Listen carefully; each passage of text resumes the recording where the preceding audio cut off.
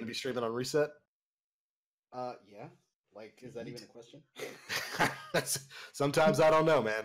You might be playing Anthem. We've been doing a whole lot of that as of late. Man, I'm not gonna be playing Anthem when I got a whole season of freaking Drifty Boy. I'm about to be playing Anthem when I can get banned for opening treasure chest. Yeah, dude. Let's get banned on stream. I'm scared to play. I'm scared to play the game. Don't ban. I'm just gonna go up to a chest. I'm gonna have to go up to a chest and be like, Papa BioWare, is it safe? Can I open this, God. Oh my god. May I have the loot? Perhaps just one more? Just no, one banned. masterwork, Papa BioWare. I can't handle you guys.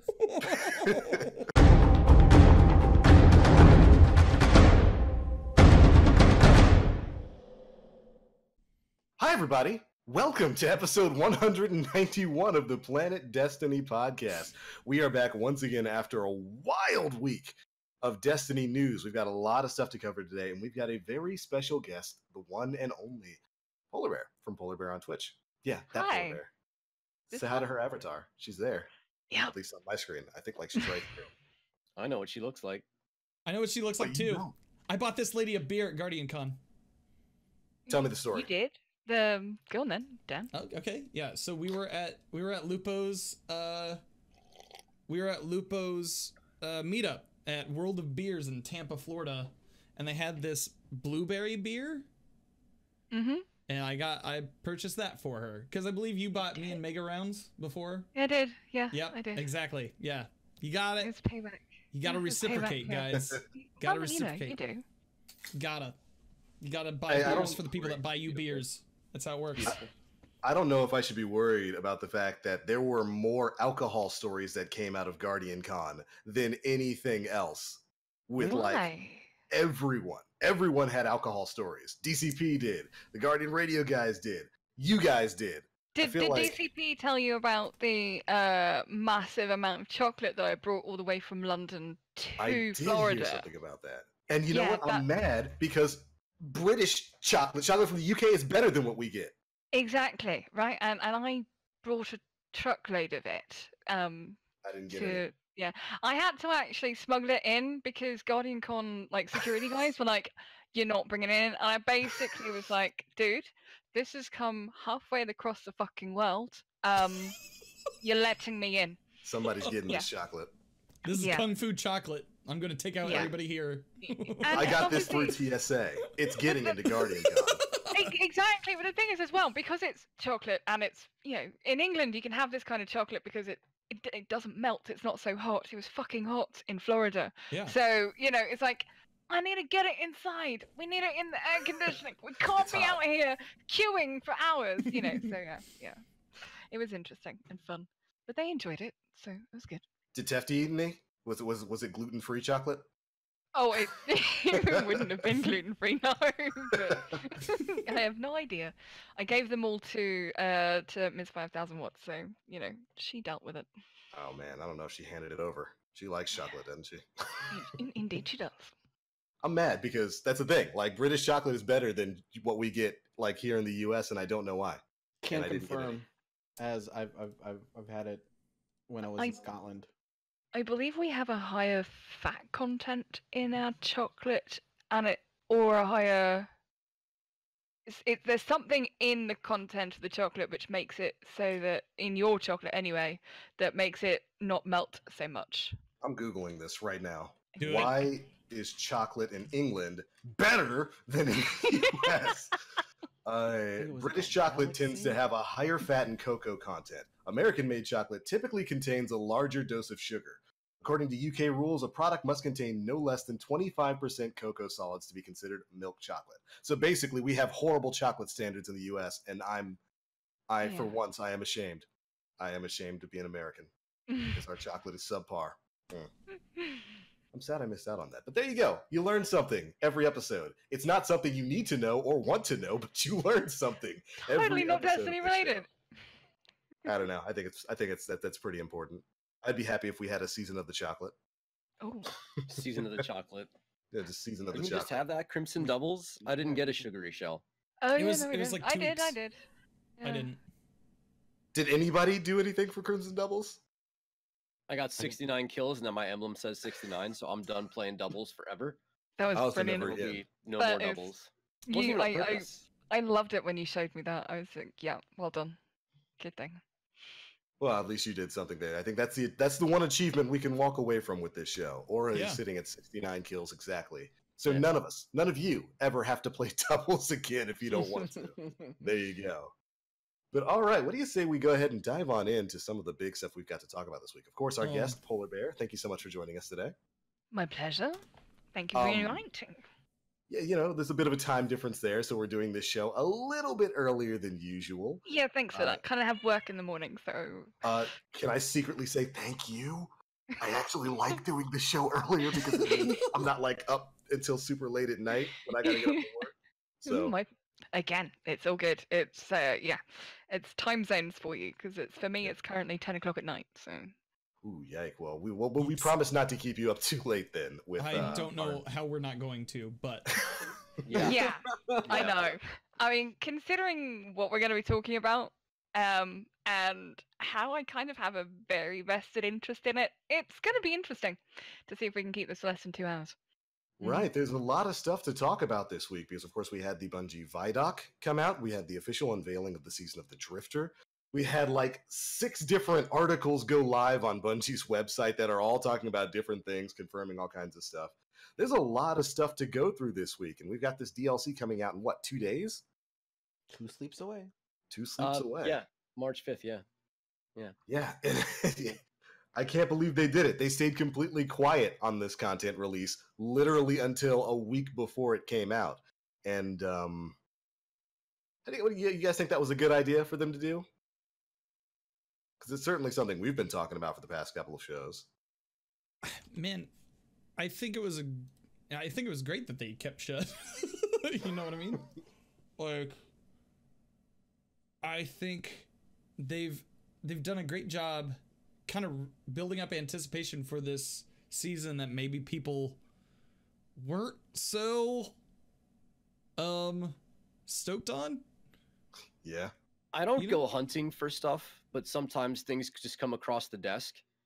Nothing that was in the Vidoc, other than like the Thorn, really came across anywhere on Twitter, anywhere in Discord conversations, other servers.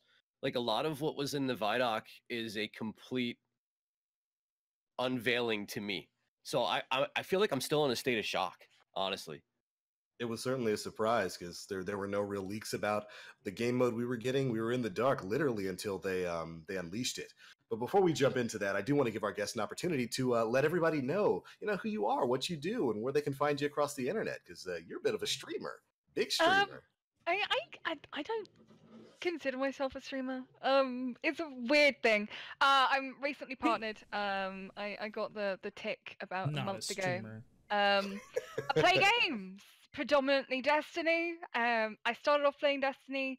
I've ventured into other worlds for a part of my Twitching career. I used to play Titanfall 2 a lot. It was a brilliant game. I loved it so very much. But stopped playing it because the player base got really, really small and it was very difficult to find games. But still enjoy it and still know the community quite well, which has helped with Apex, actually. Apex Legends is a game that I'm currently getting my teeth into and having a lot of fun with that. So, yeah, I play games. I don't think I have a thing. I do a lot of charity events. Over the last couple of years, we've probably raised around about £20,000 to £25,000 for about 7 to 10 different charities. Done things for the St. Jude's, done things for mental health charities, children's charities, predominantly UK ones, and then a few US ones, and then I help out here now and again. And do you hear my cat? Yes. That's Nacho. Love it. She's quite famous on the channel as well, as a cat that annoys me more so than anything else because everybody feels like I don't love her. I do, and I feed her a lot. They're like, she needs feeding. Honestly, you see her food bowl is constantly full. She just wants attention, and that's why now that I'm talking to you guys, she pikes up because she thinks I'm talking to her too. I think that's about it, really. Gambit. Yes. which is kind of the topic of the thing. I happen to like that a lot. I guess I'm kind of good at it. I used to run a Gambit school. I have almost, I think, 1,500 wins in Gambit. Wow. I've done 750 million bits of damage to Jesus. primeval bosses. I've killed a lot of them. Yeah, I'm a bit of a Gambit addict. A Gambit sweat lord. The runner of Actual Gambit the Sweat Lord. strategist embodiment herself. And like, you do not want to see Polar or anyone that she teams with in Gambit. You don't want that. I don't like losing in Gambit. That's also a thing. I really don't like to I can lose. understand Not- that. Yeah, Does What's not like your- losing. I do Polar, not. what's your in-game battle.net? Because I feel like I've come against you once. It's currently it's PolarBear because I switched it because I used to be known as Polar_Bear79 Yes, I have. and yeah, That does so sound familiar. that was me. I was one of the top 10 Gambit players in the world at one point. Easily. But then I stopped playing, so I didn't win anymore. There you go. I happen to have some very good clanmates and teammates that like to play Gambit too. So yeah, we do quite well. And that's one of the things I'm looking forward to about Season of the Drifter anyway, actually. It's looking at the changes that are happening to Gambit, because Gambit itself, as we know it, is changing, which I feel is a good thing, because Right. Gambit as it is, it's a great, fun, awesome game mode, but there are things in there which could make it better. One of the things that they've talked about prior to the Vidoc releasing was the fact that they were looking at changing spawns for invaders, for example, and that for me is something that I've been talking about on my streams in amongst the people that I know for a very long time, because it's too easy. Yeah. I know it because I do it, to spawn kill people. It's like, when an invader's going to happen. Mhm. You know, and if it doesn't happen, then there's points on maps where you can spot each and every single one where they're going to be. So literally, as soon as they come through, they're dead. And as much as that's fun and that's awesome to do, it kind of can be off-putting, and I don't just four stack. I play with people within my community, so I play as a group, but I also go in and I do solo stuff too. So I do play solo. I have certain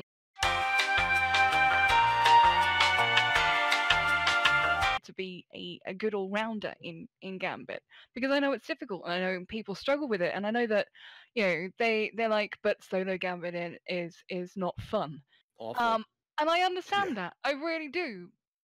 But one of the problems I think I have is that people don't tend to know simple math. Mhm. That's one of my biggest issues. And to be honest, if you're playing games, you should be able to know how to count to 25 by now. Most people. You'd think. We'll get into this more as we talk about some of the changes and what Yeah. could be coming in terms of Gambit, but I'm in the same clan as Polar.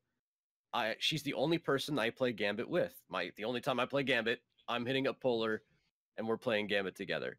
And the big thing, and this all ties into how the direction it's going in, is like, get to 25 first. Bank 5, bank 10 at the most.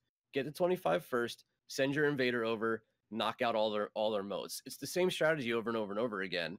So I think, I'd like to see how this is changing to where it's more advantageous to actually hang on to 15 or more, possibly, modes as we go in. I'm really interested to see how the strategies change, because at this point, with so little or if any changes really occurring in Gambit, I don't know if it's gotten stale for a lot of people. But I mean, I've played a lot of Gambit, okay? I've played almost 2,000 games of it. It's a lot. And I do it because it's fun and it's nice and it's, it's something that I can switch off on and just do. But it can also be monotonous at times. repetitive, Very, predictable. very. And I think it's the predictability that's more of a downside to it. I mean, it's great that you know that you can do this X, Y, and Z, and it's kind of got this static kind of mode to it. So, in theory, anybody and everybody should be awesome at it. and or they, because I don't feel that you have to have massive PvE skill or massive PvP skill to do it. I have no PvP skill whatsoever, right? Yet I still go and invade. Okay, I don't necessarily do the greatest of invades. Sometimes I might, and there are certain guns that I don't use. I invade sometimes with a sword, because it's fun. And I do that kind of stuff just to like liven things up a little bit and to change from the norm. So I'm looking forward to how basic Gambit, not Gambit Prime, but basic Gambit's going to change with, there's changes to weapons coming in terms of the shotguns and things like that. There's changes to spawn points coming in. We've obviously got new maps too, so I'm hoping they're going to be involved in Gambit, the norm as well. So it'll be interesting. It'll be interesting for sure. Definitely, and I'm glad you went into a lot of the details of Gambit there, because obviously you're a very skilled Gambit player, and we do have a lot of changes that are coming to the game mode. But of course, with this week, we had the introduction of Gambit Prime, which is going to be the new Gambit game mode in the Season of the Drifter. It's going to be one of the big core gameplay modes we're going to be engaging in. What were your thoughts on that? Exciting! I'm like excited. Yeah. I am seriously excited for this. I was looking at it. I was watching it. I'm like, oh my! Did you see? They've got little taken doggos. I'm like, oh my god! We've got new freaking things to go, like kill and stuff and whatever else. I don't know exactly how Prime's gonna work. It is basically one round of Gambit, from my understanding, from what I know, and it's about killing that boss. It's about I feel that there's gonna be different ways and different sections that you're gonna have to be able to do damage on the boss. It's not going to be like you can now, where you can just insta-melt a boss, clear out ads, make sure everything's clear, and then you just go in for a boss melt. It's not going to be like that, I don't think. I think it's going to have stages to the damages, so different damage phases. Along the lines of what you would say a meatball does, but without the tether effect. So I feel that it's, because like with a meatball, you can't just insta-melt. There are ways of it. It's tricky to do it. It is possible. But you've got, every now and again it becomes immune. So I'm assuming something along those lines is going to happen. I don't know. I haven't got a clue. I'm excited to see what happens for it, but it looks like it's going to be fun. And it's going to be fast. It's like, it's one round. Yeah. It can't last forever. So what on earth's going to happen? How are you going to do it? What are you going to use to maximize that DPS, to be honest? Right. They mentioned changes in the primeval phase there, that they were going to make it a bit more raid-like. So I'm wondering if we're going to see the introduction of extra mechanics. You mentioned primeval meatball, having to blow up the orbs. I wonder what they're going to do there, because one of the points of Gambit Prime is that it's supposed to be a bit faster than your average Gambit match. It's only one round, which I love. I think that's great. And I'm wondering, what do you think they could do with the boss phase there? We've already got a couple of established mechanics for bosses in the game right now. Even with Gambit, we have the whole Primeval Envoy sort of system. I wonder what they're going to do. It could be that they have extra envoys that you need to kill, for example. To be able to trigger doing damage. I mean, who knows? I hope, fingers crossed, it's not a tether mechanic like the meatball, because I'm not gonna lie, that's gonna be absolutely painful to deal with. But I think it could be anything. It might be that you have to get some kind of buff, for example, like you did when you defeated Axis, empowered, that kind of stuff. I don't know. I have no idea what they've got. But there are, if you're thinking raid bosses, you look at what we've done and what they've done in Destiny 1, you look at what they've done in Destiny 2, and you go, okay, there's a lot of options out there to see what could possibly happen. I'm just excited for it, to be honest. I'm excited. That's all I can. I looked at it and I was just like, yes. And then the armor, and I was just like, oh yeah. And then listening to how they just sort of described it and all that kind of stuff, I'm excited. Sorry. No, I think that's perfectly fine, because it does look exciting, and even divorced from this whole notion of us getting new stuff in Destiny, because it's always exciting when we get new game modes and new content in our game here. For me, okay, it's more about the armor. It's not necessary. I'm not too fussed about the new weapons. They've got a couple of weapons coming out. They've got a hand cannon, they've got a sniper, and then there's a grenade launcher. I'm not too fussed with those personally. I still use U1 weapons actually when I play Gambit. Same. Predominantly. Because they're easier, and I haven't found a Forsaken weapon that kind of fits how I play. So yeah, and I don't know. I'm excited for that. I like the look of the new sets that you get from doing oh, what's it called? The Reckoning. That's another Right, thing, yeah. but that's probably for a little bit later on. But yeah, I'm looking forward to it very much so.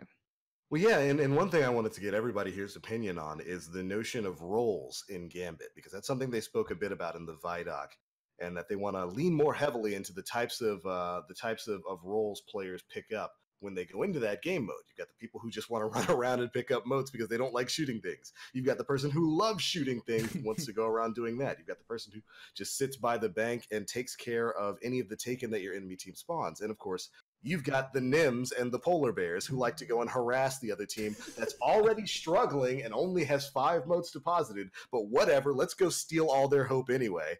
You've got the invaders. And I love, they came out and clarified a little bit more after the Vidoc that the armor sets that you're going to be getting, one, we're getting armor sets that are tuned to those roles. That's cool.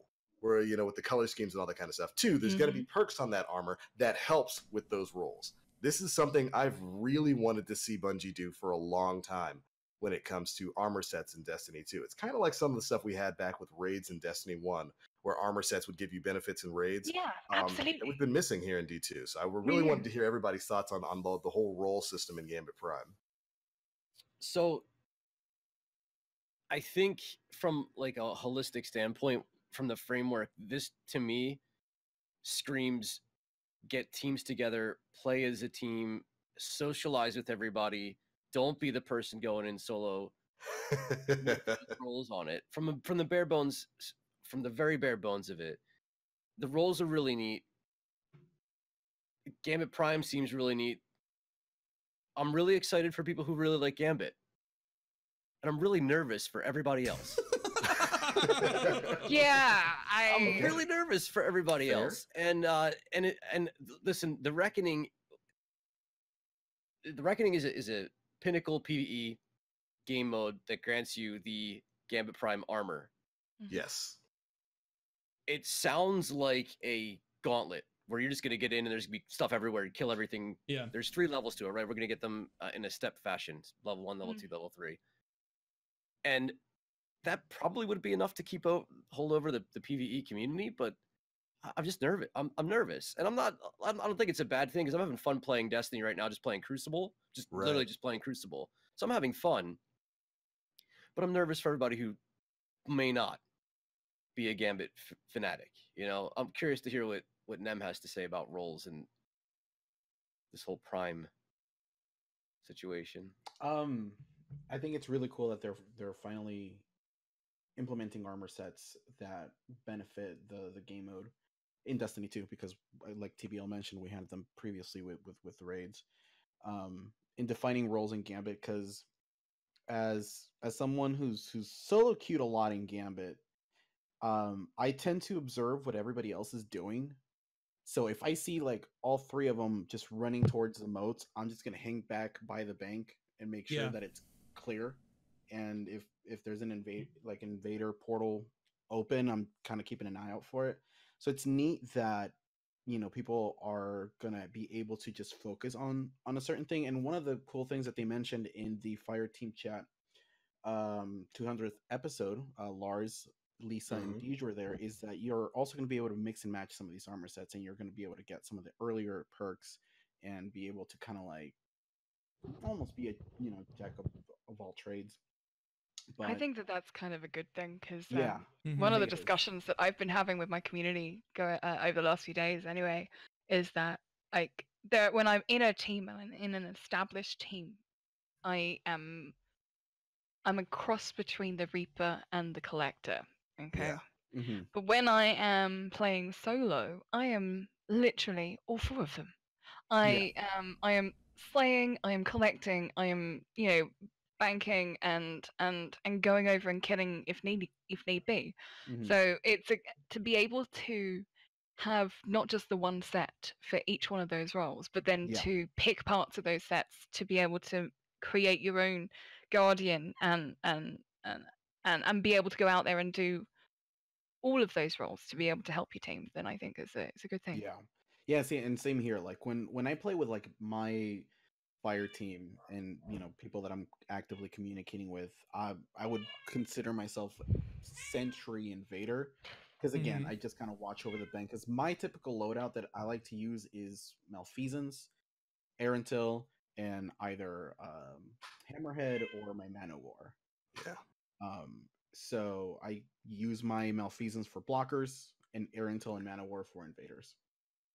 So it's going to be really cool that I'm going to have now armor sets that will benefit me in both of those regards. And if I really wanted to dedicate myself to invading and draining modes, I can just go full invader set. And I'm super intrigued to see what. Oh, and Sentry, if you'll be able to see wherever the invader is, and I love that with its Pinnacle. Yeah. Mm-hmm. Like that is such a big deal, because one of the biggest conversations that there has been in Gambit is if the vision that the invader gets is too powerful. But I personally believe it's fine. It's ultimately a 4 versus 1. If by now you haven't really memorized where the invasion spots are, it's kind of a you thing.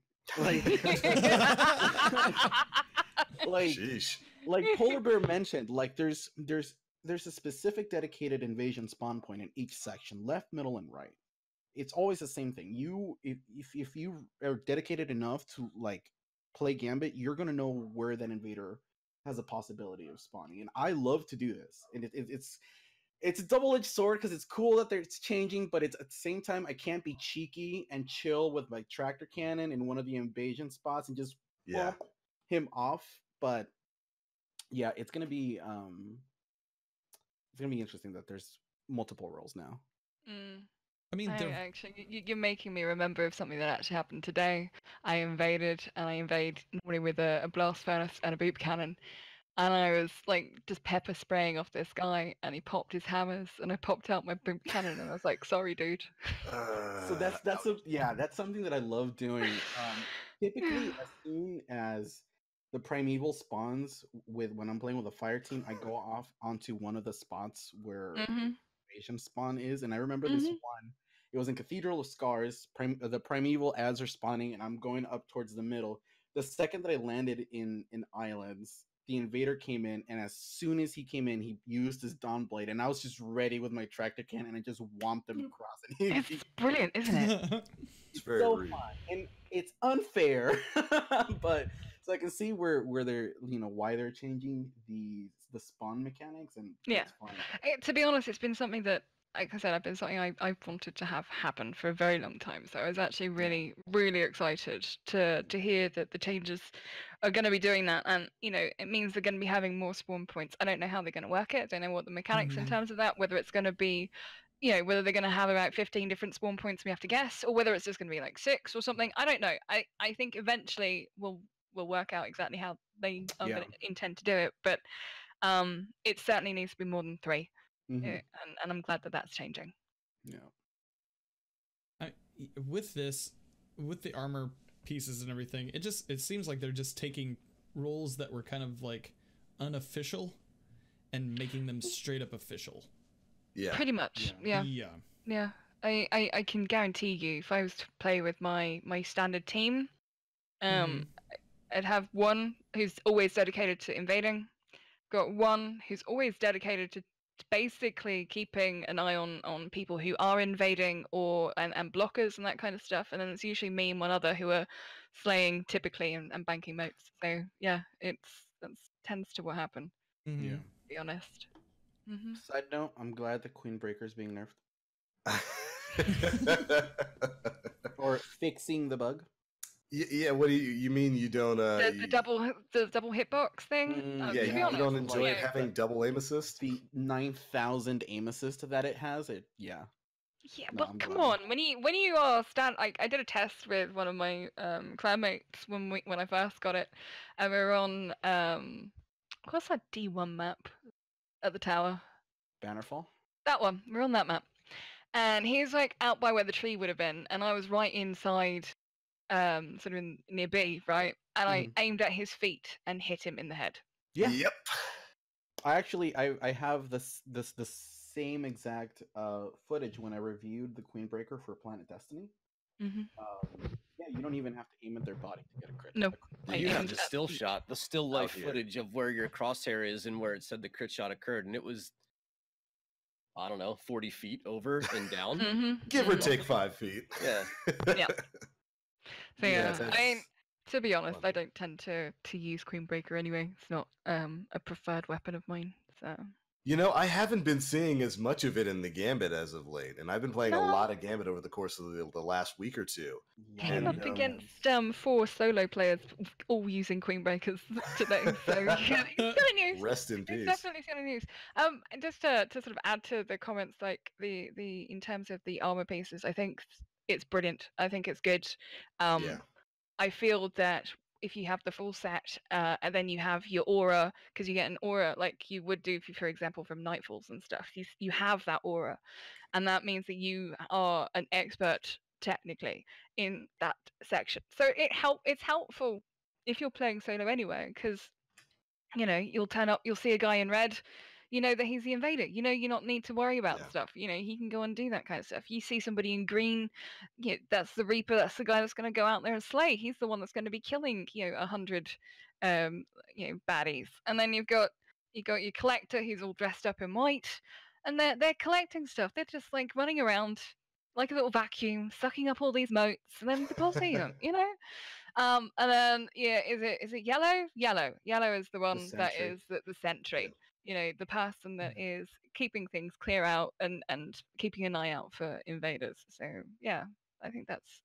I'm glad they did that. I think it's an added bonus.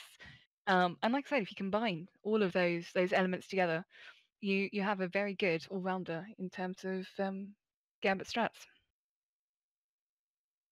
Yeah, there's definitely a lot of interesting stuff there, and the Gambit Prime game mode is looking like it's going to be a nice breath of fresh air. I'm looking forward to jumping in on Tuesday and experiencing everybody playing it like normal Gambit, and then watching how that evolves as the weeks go on.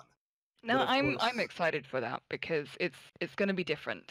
I know it's going to be Yeah. different. I know you're not going to be able to play Prime like you have been in Mhm. terms of Gambit as we know it right now. So yeah, I'm excited to see how it works. We can speculate what we want, but we don't actually know exactly what it entails. I think the Vidoc said we have to play a game of One Gambit match. Prime to One unlock game. the Mhm. Reckoning. We do. Yes. Right. Yep. Right. And then back And in. it'll be unlocked right away. Yeah. And our power level will be appropriate for the Reckoning's first. Well, we think it'll be appropriate for the Reckoning's first level. We believe Yeah. it'll be Yeah. some form of us being competitive in an environment like that to allow us to complete it. I'm sure it's going to be an end game activity. Pretty sure it's going to drop powerful loot in the shape of the armor. I'm just kind of curious Gambit if gear. there's going to be anything else that it drops. That we don't That's know. something I We was don't wondering know. about as well. Yeah, we don't really know. The only thing they've said is that the Reckoning game mode is going to be an in-game PvE Pinnacle activity. It's going to be a timed activity. Think kind of like a rush through a bunch of Yeah. the Haunted Haunted Forest. Forest. I'm glad everybody else jumped on that too. It basically seems like it's going to be the Haunted Forest, which is cool. That's exactly what my first thoughts of it were when I first saw it, actually. And It looks way different to me with all the craziness going on, but I don't know if they just showed us the boss scene or if we spawn in and the boss is right there. Hey. know? Maybe we Hi. don't know. They said they wanted it to be mayhem. They said they wanted it to be crazy. Yeah. They said Listen. it's supposed to be like that. So I'm going to put this out there right now. Get on an Arc Titan or an Arc Yep. Warlock. Yep. Pull your Risk Runner out of your vault. hmm Hit yourself with a grenade and just mow everything down. This is my tip to everybody right off the bat. If it's chaos, if there's enemies everywhere and it's ad clear and DPS, take out your Risk Runner. You're gonna need it. I think I might stick to my Tractor Skull combo. Yeah. The top Oh, tree that of too. the Mhm. top tree Oh, for God. Nova, Infinite Nova Um, Bombs. Infinite Nova Bombs Yes. with the skull. Yeah, absolutely. That made me That's create a what I'm warlock wondering. today. Oh Yes. no! To be honest, I've been using that Warlock has strat nothing. in Gambit. I have a clip. It's on my Twitter. If you guys care to see it, where we melted a meatball in about 2 seconds. It's Um, insane. It works. Yeah. I like how Insane. that balance was all right. Here's Cataclysm. Here's the other Nova bomb. Here's Nova Warp. We're just gonna go ahead and do this to Nova Warp. And if you can't see me because you're in the audio, they minimized the shit out of the Nova Warp and made Killed it. Cataclysm Good. like the best like skill to use as a Void Lock, which I mean I'm okay with because it's Great. no, like side note, and this is not regarding anything, this is just purely observation. So we know that the reckoning takes place, they said, in the Drifter's Ball, but Right. Yeah. it's like In his in ball. the area of the 9. Yes. Yeah. Yes.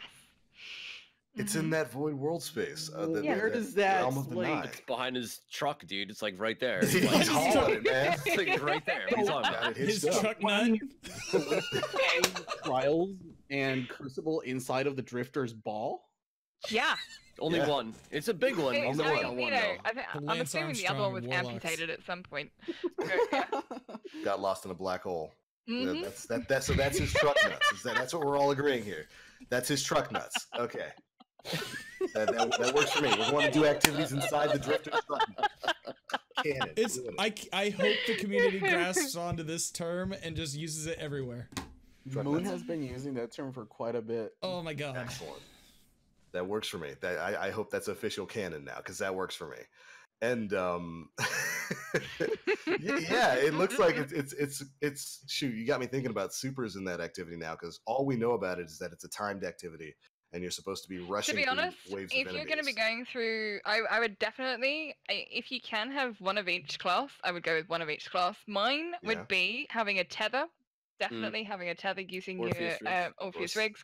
So the key thing is generating orbs and using supers that regen themselves. So having a warlock with top tree, the skull of whatever it is, I can't remember. Using that, which means you get your super back instantly once you've killed things. Titan's gonna If be you're on a insane. Titan, Mhm. okay, Titan, you can use bottom tree. I mean, bottom tree in terms of your charge. arc, shoulder charge, exactly. Well, shoulder charging is top tree. If you're using Intermetal Skullthorpe and just basically shoulder charging everything. If you want Infinite super. infinite super is the bottom tree. But you've also got void in terms of Titans and using a bubble, the bottom bubble and your Doomfangs. So again, you can have regenerating supers all the time in terms of that. Now what's the one subclass the class I've missed? I'm trying to I think. think you Of got all else. three. No, I did. I think that's pretty much it, really. So it's run. I'd say run 2 Titans, a Warlock, and a Hunter. The It can be Solar Warlock, the well of Radiance with getting a kill and getting it right back again might That play would a part if also, yeah. survivability is a factor. Certainly, if you I run imagine at the boss. bottom, if you run bottom 3 on Solar Warlock as well, that's a very long super Yeah. for killing ads. So Absolutely. yeah, I think it's about looking at who you're playing, what characters you're on, and maximizing your orb generation and Mhm. super usage and just constant super usage. I feel if you think the Reckoning as a PvE version of Mayhem, play it like that. That's a good idea. Supers are super. Well, forgive the usage, but supers are super strong in PvE, and all 3 of the main classes now have exotics that basically feed supers back into themselves. Mm-hmm. Yeah. And that seems like that could really be the way to go with a game mode like this. And we do know that there's going to be at least 3 tiers of the Reckoning. We've got that little graphic giving us a schedule of what's going to be happening here. Reckoning Tier 1 is, of course, going to be live right on March 5th. You'll need to play 1 game of Gambit Prime. Reckoning Tier 2 goes live 3 days later on March 8th. And the picture, I don't know if you guys looked at the picture for it, but the Reckoning Tier 2 shows the 4 Guardians standing in kind of like a circle. And I wonder if it's going to be like kind of a defense sort of mode where you're just fighting off a bunch of hordes of enemies while maybe charging something up. Of course, we have nothing really to back Yeah. that up. We're just basing that off of a picture here. But I wouldn't be surprised if the different tiers of the Reckoning had different objectives. Like maybe one is to reach a goal within a certain period of time. Maybe one's to defend something, charge something up. Who knows what number 3 could be? That's going live a little bit later on March 15th alongside the invitations of the 9. Either way, this looks like a really interesting game mode. I love that they're going to be adding in a new Pinnacle PvE activity. It's going to have matchmaking, so if you don't have a dedicated team, you will be able to matchmake for it, just like you could with the Haunted Forest. And I'm excited for it. I think it's going to be a pretty cool way to spend some time. Agreed. Yeah. I wonder what power level it's going to advance at. Like, are we going to see? Yeah. Because this is the one thing, and I think we talked about this, but it's been a minute. I'd love to see a PvE activity that is a higher power level than we can achieve. That we're going to get slapped no Right. matter how powerful we are as a guardian. We're still going to have our hands full. So I'm wondering if the progression is like 610, 660, 675, then 700. Or is it going to be even steeper than that? Maybe the final one being 710, 715. Or would Bungie even consider doing something like that for us? I mean, they've done it in the past. It's just the community Yeah. has complained. I was You gonna know? say They were a little yeah. aggressive with it in some areas in the past, but Niobe Labs was one thing. What a Skolas was another situation where Escalation protocol. yeah, escalation Escalation protocol, protocol. That for me was the big one. I did a lot of escalation protocol helps. I've done like over 400 of them, both on PC and on PS4 at that point, because I was going between the two platforms and helping people with escalation protocol. I'd organize like 9 groups of 9 to do them, and the fact that they nerfed the Yeah. toughness of it, it was just like, I mean, I like what they've done now and how they've got, you can farm 6 and 7, which is pretty It's damn easy good. now. Back then when it first dropped, it wasn't, and honestly, trying to get people together in like on PlayStation is hard to try and get a team of 9.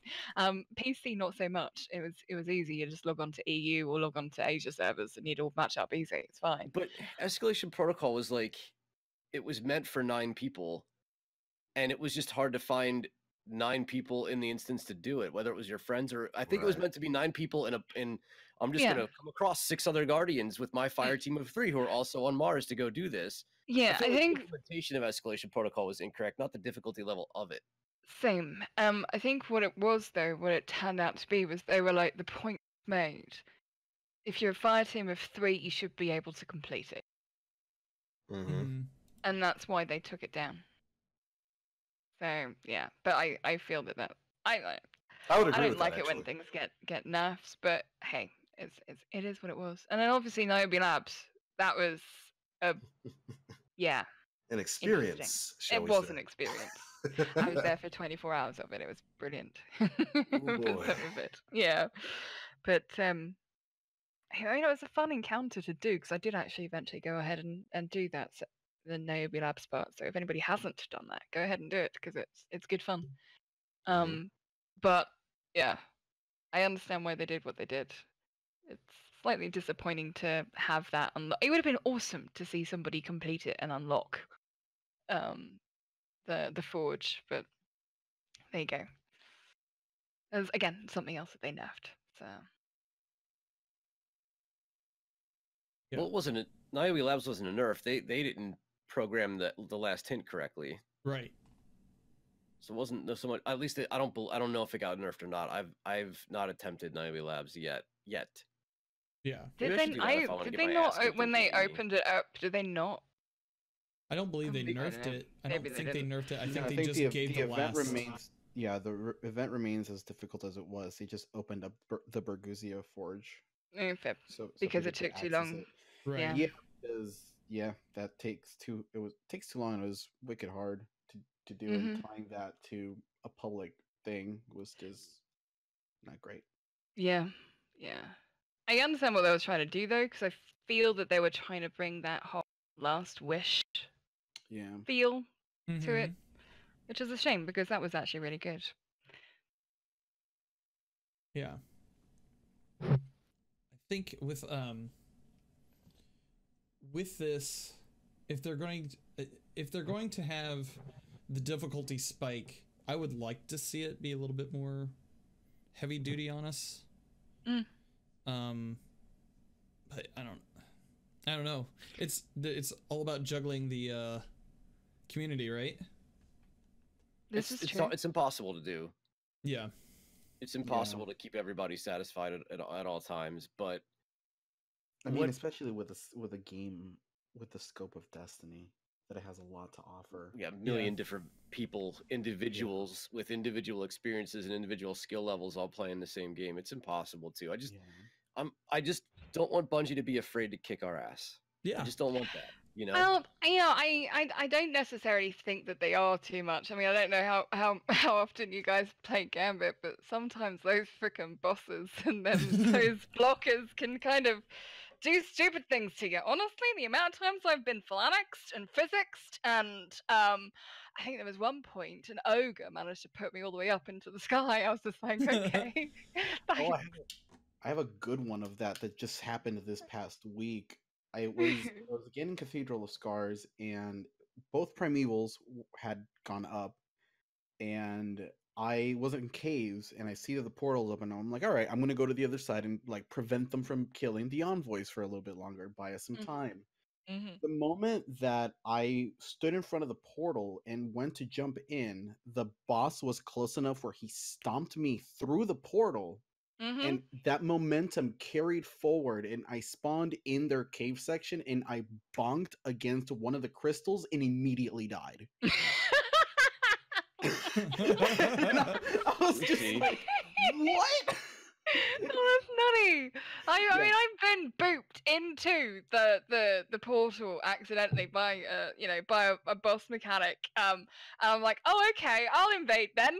No worries. You know, I've got guns. At least I can do that. But it's so funny. Yeah, it's so funny. The worst one for me is when you're standing and you've got your thing to bank, right? And you're banking a moat, and as you're trying to bank moats, a freaking blocker comes up from underneath you and you die. Oh yeah, you immediately get bopped. Yeah. You are literally dead. Yeah, it's fun. It's all fun. I wish throughout all the times I've played Gambit, I'd kept some of the hilarious ways I've died. Oh, I have that's why I keep instant replay on 24/7, because of when shenanigans like that happen, I need to save it. Hi, welcome back, TBL. I have the clip here. Let me look for it. I'll put it in chat for those who want to see that. Oh, Benji. Oh, Benji's one. Yeah. Yeah. It is quite funny. Luckily, one of the Gambit engineers, a good friend of mine, did tell me that they are addressing that kind of stuff. Oh, that's good. I think they should leave it because it's hilarious when it happens. It's hilarious to see in hindsight. Right. It is kind of funny, but when you have people there with 25 moats to bank and all of a sudden they're gone, you're like, thanks, Bungie. You can come back from that, Polar, let's be honest. Well, no, I know. 25 down is nothing for you. Depends on my team, dear. But yeah, it's kind of fun. Oh, dear. I don't know. What's I hate boops. I hate them. I absolutely hate being booped. The worst. Like, Okay, all right. The worst thing though is like, okay, so you've respawned because obviously you've been phalanxed by a wonderful mechanic. So you then respawn and you go and attack the boss, but you know what happens? The boss decides to stomp, right? And fist at the same time, and you're in midair, so you can't exactly fist and do that to prevent him from making you. And so you end up back where you were trying to run away from and try and hit him. So yeah, that one's one of my favorites. It's just like, why do I even bother trying to do damage up close to this boss when all he ever does is boot me away? Yeah. Here's the clip for the people in Twitch chat if you guys want to see it. It's absolutely hilarious, and I'm still mad about it. It's created some unfortunate scenarios. As a matter of fact, that's what happened to my internet. I got a little bit too close to a boss. They booped. I had to walk all the way back to my house to get back on here. That's actually what happened. Blame the tractor cannon. Blame the tractor cannon. I love the tractor cannon. One of my favorite things. Giggle gun is 10 for 10. Would shoot again. So Well, all right. Have we moved on to the rest of the stuff that's on the schedule? Not We're ready really. to do No. Not yet. I think we were waiting on you. Oh, okay. Well, cool. Well, we covered Gambit Prime. We've got 2 new maps. We've got Arcadia, New Arcadia. It's going to be on Mars. Looks pretty cool. We've got Deep Six. That's going to be on Titan. I'm psyched about that. We needed some new Gambit maps. We did. I mean, to be honest, everyone's favorite map. We know. We need new is the- everything maps. We need new strikes. Yeah. We Look, need new Kell of Crucible Graves maps. We need new everything maps. is like Yes. the best Gambit match. Don't at me. It's an awful map. Awful map. Literally the best map in Gambit. Legions Fall. Can we All the ban way. this person, please? Absolutely. Just 100%. Slash Oh my ban God. Nim plays. Does it, okay, so what's everybody's favorite Gambit map then? I actually Crucible. think I have one. Crucible. Crucible. Well, I can accept that too. Yeah. That My would work. guy. Mhm. I non-ironically enjoy Kell's Grave. Like that's my favorite map. You must be some kind of sadist then. Which one's the one with the Honestly. grass? I've seen the clamps. That's That's Dan. the- I told you to keep that quiet. It's out there now. I like the one that you can't fall off the map. Yeah, that's my Yeah. favorite one. The Yeah, Earth one? same. Yeah, same. EDC? No walk-offs, please. Thank you. Yep. Yeah. You get to go Legion's under the Fall. table. You're floofing. Well, listen, Yeah. Warlock Jump is so horrible that I'll be Oh. doing my thing, and I'll be grabbing my motes, and I got my 10, my 15, I'm ready to go, and I'm going to walk over here, and I'm going to jump, but I don't jump, I just kind of glide, and then all I'm doing is slowly delaying my death because I'm just floating. I'm just floating above death, because that's all Warlocks can do is just I mean, if freaking you're float. floating, if you know you're gonna die, just stop floofing and immediately take it. Everybody tries to save it, Nam. Don't tell me you never try to save it. Always try to save it. You panic and you True. float around in like a 360-degree circle. There's nowhere to save you, so you just look like a fool until you're dead. There goes all your money. That's when you cue Blue Danube. Just as you slowly start drifting down. You know what characters never have that problem? Hunters.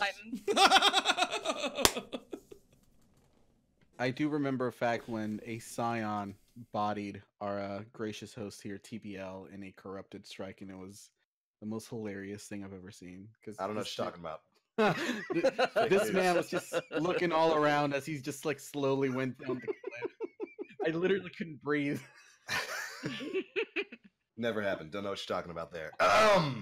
Moving on with this nonsense. March 12th, the second week of Season of the Drifter, the Thorn quest goes live, as well as the Allegiance quest, which was unveiled during that Vidoc. Mhm. And can I say, I'm so happy they're not making us wait super long for Thorn. Right. Oh boy, am I happy. But how But- long is it going to take you to get? And is it going to be like a Thunderlord quest? It's gonna be buy 3 engrams, go and talk to Devram, and then go Oh, loot a lost God. sector, and here's your Thorn. That telling you right is now. the we go. question. Yeah. I'm wondering if is this going to be is the quest going to be time gated like Dan said with Thunderlord, or is it going to be last word where it's just a bunch of hard quest steps? I would prefer the latter. Give us yeah. give us the No, original it's not quest even and make us go hard. kill Fogoth to get it. Give me everything. Give me Make- the make whole us go kit and kill- caboodle from D1. Make us go kill a Fogoth. boss that isn't Yeah. available in the game. Give me that. Give me the strike, baby. Send me to the moon. Let's go. Oh yeah, I'll beat up Jair again all day. And the 500 void kills where deaths I'm in. subtract. Give it to Oh, me. come on. This is one of the things that I don't understand with some people. Do you not remember farming for 500, whatever it was, of the earth tote Swords. things that you needed for the swords? Oh Yep. yeah, that But each rare planetary sword- materials. You know? And do you know Piece of how cake. rare they were and how long that took? And At that Yeah. time, you had a hunter with Keen Scout though. oh True. god, no! It wasn't I've as always bad as people are making out to be. I was on a Titan, but I had really good friends who were hunters with Keen Scout, so you know. yeah, I know, but it Careful. still took you hours to do. It still It was took forever. a long time. You know, it was worth it because the exotic swords were so damn Oh, good. yeah, I'll do they it were. They all- were good. every day. I'll do it every No, day. I'd do it they today, right now. I do miss them Mhm. actually. I used to love them very, very Yeah, much. Those were Um, good. Yeah. Which I is would- why I kind of I still like using the exotic sword that we have at the moment. Well, what are the two? World Which Line one? Black Zero Talon? and No, the other one, Black Talon. Black Talon, because that just it reminds me of the Arc one. Like a combination of the Arc and. Or Let you me just- tell you, invading in a Gambit match with World Line Zero is probably the most hilarious invade I've ever seen. Really? I've not actually used it, to be honest. The World Line So, Zero. They never expect it, right? Yeah. Like Oh, not an with a awful sword. No, they weapon. never do. They never do. they don't expect it, but as long as you know the maps and you like get cover, because if you're just running into a wall sprinting, you'll still have the effect active.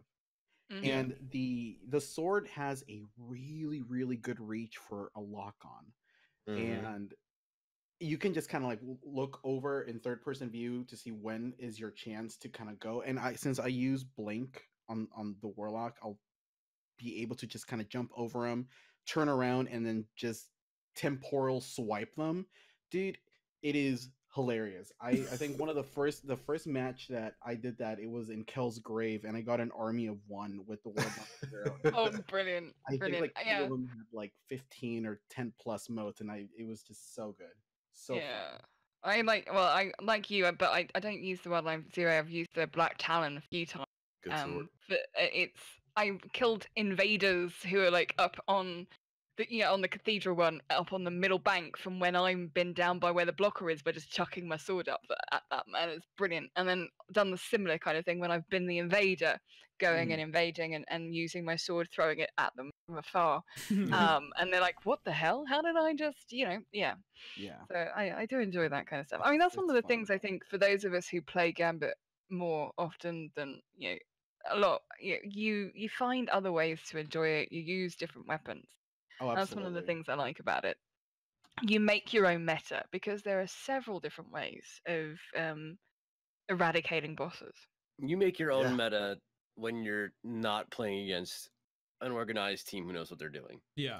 That's 100%. because sweaty Gambit matches are as sweaty or sweatier than any Trials match that I've seen. I've seen games where both bosses seem to die at the same exact time. Mm-hmm. I've seen matches where everybody's pinging invasion kills left and right.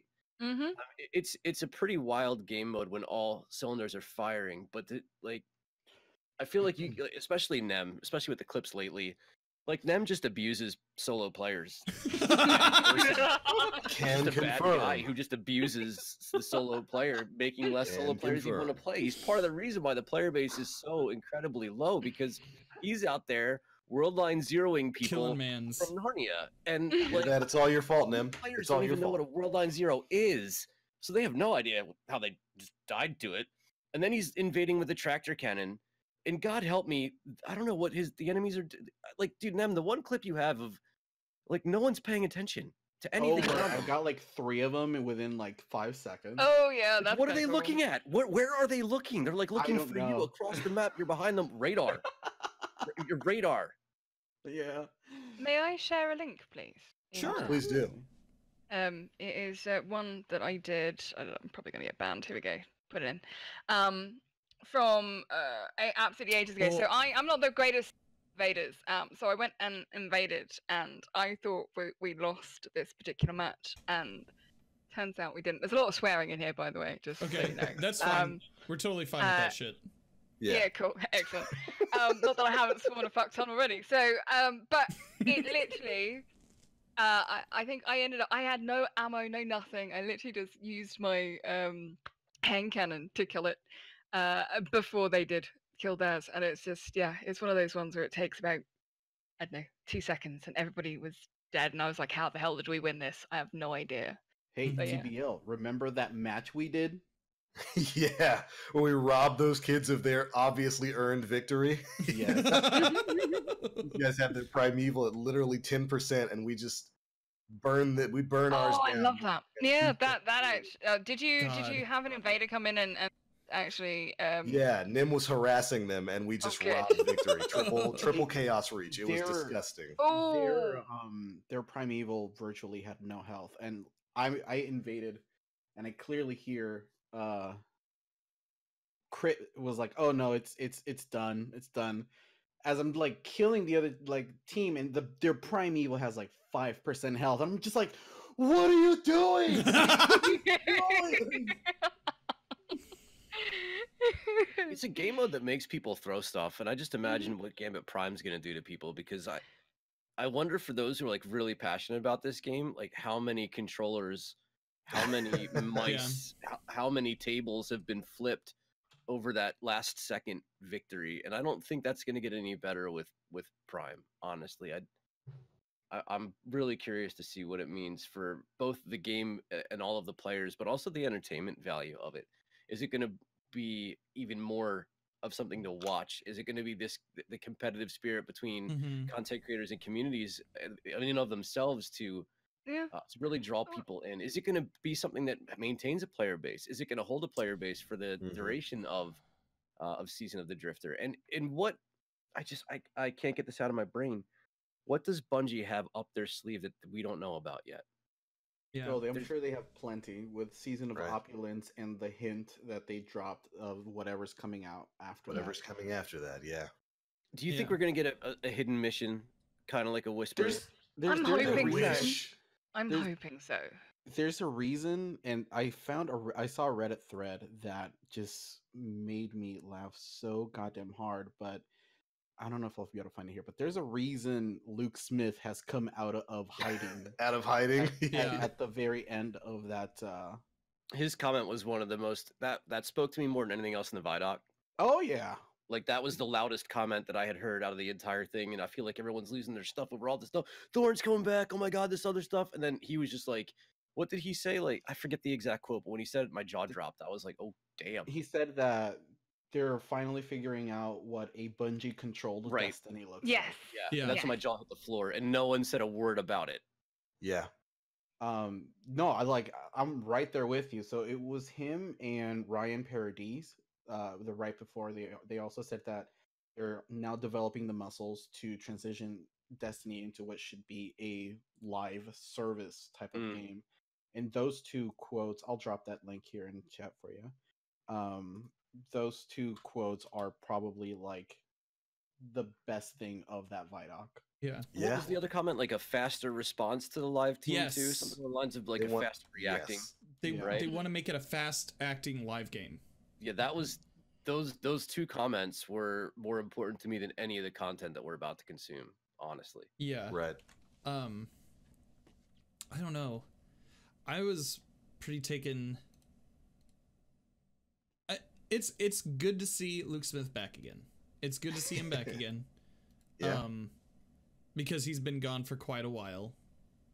I wonder like what the overall community's reaction to that was, because I know he caught a lot of stuff for kind of being one of the guys that spearheaded Destiny 2 vanilla, you know, and like part of why the game is what it is when it first came out is on him, right? At least initial design wise.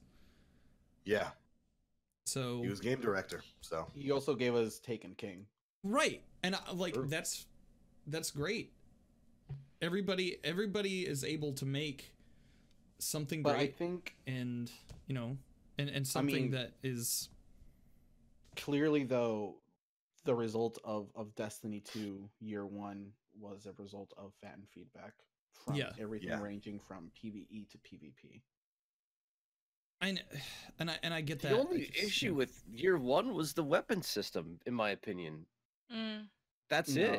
No. My opinion. This is my opinion. I mean, for me, Destiny 2 year one, like incentive to run endgame was virtually non-existent. Can't agree. Yeah. There's no reason to run a raid if I can get max power level. Yeah. I agree. Or if through I can clan engrams. Or if I can get raid gear or trials gear, all of those systems. Like excellent points. I think the thing for me as well, because in D1 I was predominantly a PvP player. I used to play trials all the time. I used to play drunk trials. It was fun, you know, and I found that the fun element of PvP didn't exist for me in year one, D1, D2. Yeah. Same. And I hated the fact that there was lanes. I hated playing with 4 people only. I actually hated the freaking pulse rifle meta, which is still in existence today. But it's just like but you can still you can use other guns these days more so than Yeah. the You have graviton other pants, guns. you know, Yeah, you have and other all of that guns. You kind have of other stuff. weapons. We do, and you know, a lot has happened since Destiny 2 Year One. Thank fuck. Yeah. But it made me cry, and I couldn't do Destiny PvP, which is what I used to love the most in Destiny 1. But I found other things to enjoy, which was good. So Yeah. Yeah, you got it Gambit. kept me going. Like, Yeah. well, that didn't happen for a wee while, so you Yeah. know, yeah, it was. ju- But yeah, I enjoyed things in relation to D1, D2 Year One, Right. Well, PvE a more lot- so than. A lot of those things not only were like stipulated by the like community overall, not only were they like community asks, I'm sure a lot of them were Activision asks too. You know, You think Activision wanted a more competitive, balanced environment and to try and break into an esports arena to try and draw the I mean, multi-billions of dollars that are now being thrown around? yeah, yeah, absolutely. It's a possibility, yeah. It's Absolutely. hard to say I no to to how I just described it. They had Sorry about that. They Overwatch. weren't after that. Nah, dude. They what are had you talking about? Overwatch. They had Overwatch what, like 2 years after Vanilla D1, and like Yeah. so you look at that and then you look at where this game's going, and there's going to be some dollars and cents signs for you to say, yeah, we want to make as much money as possible. Please make this a competitive thing. And then I'm sure as a developer, you not only have to take your own vision in mind, but you also have to go where kind of the money publisher. bags are a Yeah, little, where the right? publisher is looking at. But see, So- and I think that's one of the things that fell short with is because Overwatch and Call of Duty having a comp scene, those are two very PvP only focused games as opposed to Mhm. Destiny. I consider it to be a PvE game. But it with was. a Yeah. It was side designed of that way. PvP. Yeah. That's exactly how it was designed. I mean, PvP was an afterthought Yeah. for Destiny 1, to be honest. It was tacked on the end. It's always been a PvE majority game. Yeah. Yeah. And that kind of environment, a competitive environment, is very hard to exist in a game that gives you power fantasies with exotics. Right. There's virtually always going to be an imbalance in that way. And There needs to be an There needs imbalance to in be. Destiny. The Yeah. more imbalance there is, the more fun the game tends to be. Absolutely. Oh, absolutely. Balance is boring in this game. Yeah. I It don't is. ever want to hear the 100%. word Balance is ever D2 again. Year One. I never want to hear the word balance again. Like, yeah, I think Fortnite kind of hits the nail on the head with some meta changes every Yeah. few seasons, but there's Mhm. still imbalance that exists, and I kind of want to see. It's hard for me to say this because I've been having so much fun with a fusion rifle, but I kind of would like to see changes in the meta maybe every few months where certain things start to become stronger than other things and force people to play different ways. So long as it's not pulse rifles and lanes. Yeah. So long as it's I not that. unfortunately, I feel that pulse rifles are always going to be here. There's always going to be that element of penis The holding. map design leads into that. So. It does indeed. And that's the thing, and that's where I feel that having new maps would be awesome. I'm hoping that they do bring out some more PvP maps. That would be great. Even if they brought back some like old D1 maps. You know, Yeah. something Mhm. needs to happen because we got to remember the most of the maps we have right now are designed for 4. They're not The designed for spawns 6. prove it when you spawn Exactly. into a hammer titan. That just killed you a few seconds ago. Dude, I've spawned into so many supers today. Mm. It's just like, and it's like 3 or 4 in a row. It's like, what do you? I mean, I can get angry, but like, what am I gonna do? I can't.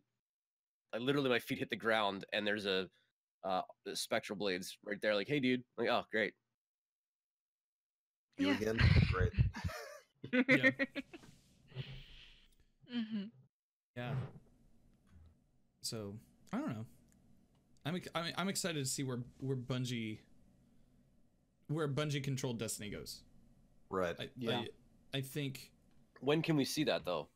September at the After earliest. Season of Opulence is when you're gonna see any You don't think Bungie Bungie's controlled gonna- stuff. Take chart. Well, I guess they're under contract with Activision to fulfill whatever they've designed with it, like hand in hand. Finish up Yeah. annual pass. Yeah. That's Yeah, the well, last they've annual already pass. said that the whatever, I think it's Vicarious is working on their swan song, which is Yeah. Season of Season of Opulence. Right. Which- So whatever comes after that, that's where the Bungie control Mhm. Destiny is going to really, hopefully, shine, and not Yeah. drown. Probably be seeing that at E3 this year is when we'll be maybe hearing the first of whatever's going to be coming Yeah. next. Yeah. I'm sure sometime we'll during see. the summer. I'm sure we'll see peppered in some things here and there, just be like, hey guys, so we brought you your Activision plate, but we're bringing you a side of Bungie, and we're just gonna pour that directly into this plate so that you can There we eat it go. all. I'm sure we'll see that. I wonder if they can do that under contract or not. If they're under contract where they can't. That's what I'm more curious about. Yeah. If there's NDAs or if there's, I don't know what the actual technical term for it is, but I wonder if I'd assume everything's already done anyway. I mean, I'm blatantly gonna just go out there on a whim and say that, like, obviously Season of the Drifter has probably been done for months. Yeah. You know, But I would hope. they were able to react a little bit. It seems like they were able to react a little bit faster after seeing what Forge Season of the Forge did. Black Armory did. Yeah. I think one of the reasons why we're getting all these game modes on day one is because of the reaction to Season of the Forge. Well, I mean, come on, you wouldn't have specified it. They actually mentioned it in the Vidoc. You know, Mhm. we want you to play with your friends straight away, Day not one. try, That you know, should 10 be hours. unspoken. I know. That should be unspoken. Yeah. Right. But then, Not- but you see, the thing is, they're learning their lessons. They're understanding that this is the thing. Yeah, I get that they should know this. Come on, they should. But, you know, at least it's something. At least it's an improvement. Yeah. Yeah, it'll certainly be interesting to see exactly where they take things moving forward. You know, they dropped that hint there about Destiny becoming a more fast reacting kind of live service, and I wonder what that's going to mean for this franchise in the future. Because I'd have to imagine, knowing what we know now, after the annual pass content is finished, Mhm. that they're probably going to tamper down on D2 development and move on to whatever's next, Oh sure. whatever they've built from the ground up. Yeah. That is completely divorced from what we've got right now, and I have to wonder what that game's going to look like. And who knows? Maybe we'll get the hints of that with Season of the Drifter and Season of Opulence. Mhm. Let's see. I wonder. I want to fight Savathun. Just let me fight Savathun, dude. Beat her up. All in Well, good time, baby cakes. All in good time. I'm over here feeding my Whisper of the Worm every raid boss that exists to the point where Zul's gonna come back and eat the entire world 4 times over. We need Savathun now so we can stop feeding Zul so much. Okay, Nev, Yeah. I'm tired of He's this. trying man. to get a He almost called you malnourished- nerd. I called him nerd, not them. I mean, he's not wrong. But what I'm excited about, like the most, it looks like we'll probably get a cutscene or two. Yeah. Yeah. Not a cutscene. Story. Story. There's one of us Yeah. playing cards, right? We're playing I cards know, with the Drifter. we Yeah. are. And We we gotta think it's find. us. We think We gotta so. find the emissary socks. The emissary No. socks. Yeah, we got to find her socks. Yeah. That's why she's so blue. She hasn't been wearing Absolutely. I thought you she's said never she wearing a sock. sucks, and I was like, oh my I god. thought that's what she Well, she said does too, and I was suck. like, Okay, no. Her trials are far Sock inferior to and Brother Socks Vance. are very different, dear. Mm. Mhm. But yeah, we're getting some narrative there. We get to learn a bit more about the Drifter. We get to learn a bit more about the Emissary and the Nine, with like the invitations of the Nine. I don't Which trust was any of these previously- people. You shouldn't. You really trust shouldn't any of trust these any of people. these people. But we've of course Zer Bounty's transformed into Invitations of the Nine. It's gonna be some stuff that's gonna start on, I do believe it's like a week or two after. Yeah, March 15th is when Invitations of the Nine go live. We're gonna go to Zer. He'll have a quick little bounty or mission or something for us, and that's gonna transform into lore about the Nine, Mm. down. which should be super interesting. And even just speaking of narrative stuff, story stuff, the Allegiance quest. We get Yeah. to choose whether or not we want to side with the Vanguard or the Drifter for at least I mean, one I've quest. already I don't even chosen like anyway. the Drifter, and the answer is Drifter. Yeah, 100% Drifter. I'm going with the Drifter. Wait. On all your characters? Tragic. No, Yeah, I'm here's the gonna go. deal. I'm gonna go Drifter on my Titan and Vanguard on my Warlock. Already No. decided. Mm-hmm. Drifter all the way. Zavala didn't even want to avenge Cade's death. Fuck the Vanguard. I'm out. Sheesh. Or you sounded Well, sexier by the minute there, buddy. So Thanks, man. Sheesh. I don't even I'm out with the Vanguard. I'm done. I'm a guardian of my own will. Oh, Rest he's a there, rogue baby. light bearer now. So Now they've you're a been dredgen. they've been adding daily lore bits leading Yeah. up to this. And Aura, I mean, like, Zavala is advocating for the Drifter to stay in the city. Yeah. I mean, Zavala's like, a coward. I'm out. look, man. I mean, it's the His Praxic useless Titan bubble at the order beginning that of the like you story, really I'm gotta out. worry about, man. That's what I'm saying. Wow. That's what I'm saying. Anyways, Yeah. So you're going yeah. Vanguard then, huh?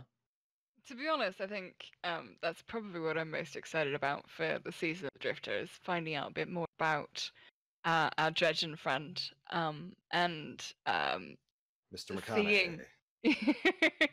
seeing what the Drifter does and where he comes from and that kind of stuff. So, absolutely, ages ago, in one of my 24-hour charity streams, part of that, because it was just winding down, I was kind of tired from gaming, to be honest. I sat and I read to everybody the lore surrounding the Drifter, and it's very interesting. I don't know if any of you guys read it.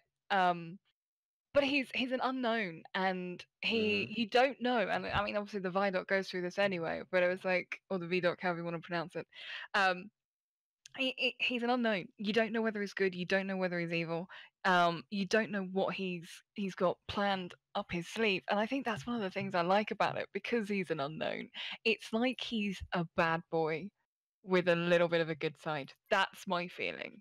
I don't trust him at all. You shouldn't I don't ever. trust him at all. Come on, he plays cards and he chucks around a little spinny thing. Yeah, come on. You cannot trust a guy, especially with his ball sack in the back. Come on. No. With his truck nuts. Oh, okay. I was With not his truck expecting- all nuts. right. Yeah. Yeah, it's interesting that they're doing this sort of thing where we're finally going to be able to, because it's something that a lot of players have been asking for a while, you know, Yeah. narrative choices Mhm. and maybe the ability to side with darkness every now and again. And I wonder if it if this kind of first step in the allegiance quest is a sign of some narrative changes to come. All right, now TBL, which side are you picking? It depends on the character. Warlock, I'm probably going to go Vanguard. Hunter. Do you get to Drifter. play both sides of the fence? I can't Yeah. believe this crew. Oh, absolutely. I can't believe you guys. I'm gonna You get should know me But better that I go honestly, both ways, or I'm getting all the loot. Absolutely not. Damn! Damn! 100%.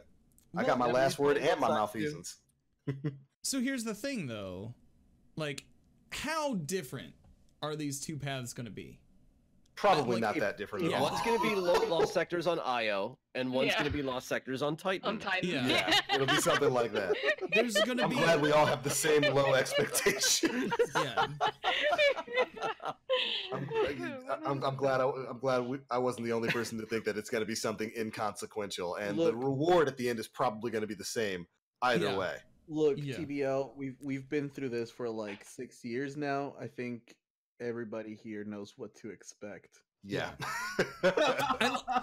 I like that they're going to that they're trying something experimental with storytelling right now. You know, Yeah, that's cool. like I need it. Yeah. God knows after Black Armory, I need story. I need a narrative to dive into. I need something. And I'm a PvP player, but then I've really been paying a whole lot more attention to lore lately. Hey, Nem. mhm. Yeah. And I've fallen in love with the story and the paintings that Bungie has painted, and they're so good at it, Yeah. Yeah. and I just want more, you know. So I'm really hoping that this delivers on that, because it's been sorely missed. I feel in the past few months. Have you? It's a serious question. Have you gone through the Book of Sorrows? Yeah. So it's a little sidetrack note. So I've been using My Name is Bife's lore videos for the Book Good. of Sorrows, and Yeah. there's like episodes 1 through whatever, and Mhm. there is no next episode. And I went into a fit of rage that is unruly for human levels, Mhm. looking for the episode that The is fourth missing. episode, yeah. Yeah, There's it's gone. 3. Yeah, Yeah, Yeah. it's in the making.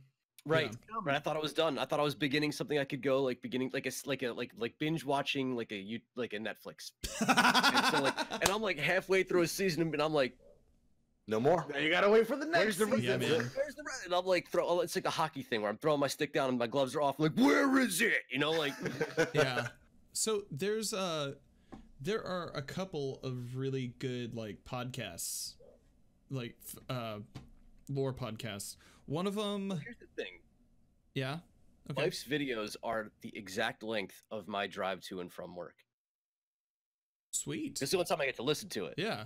Like I mean, like door to door, it is like the video. It's amazing. It's actually like can't It's like actually he be made them real. just for you.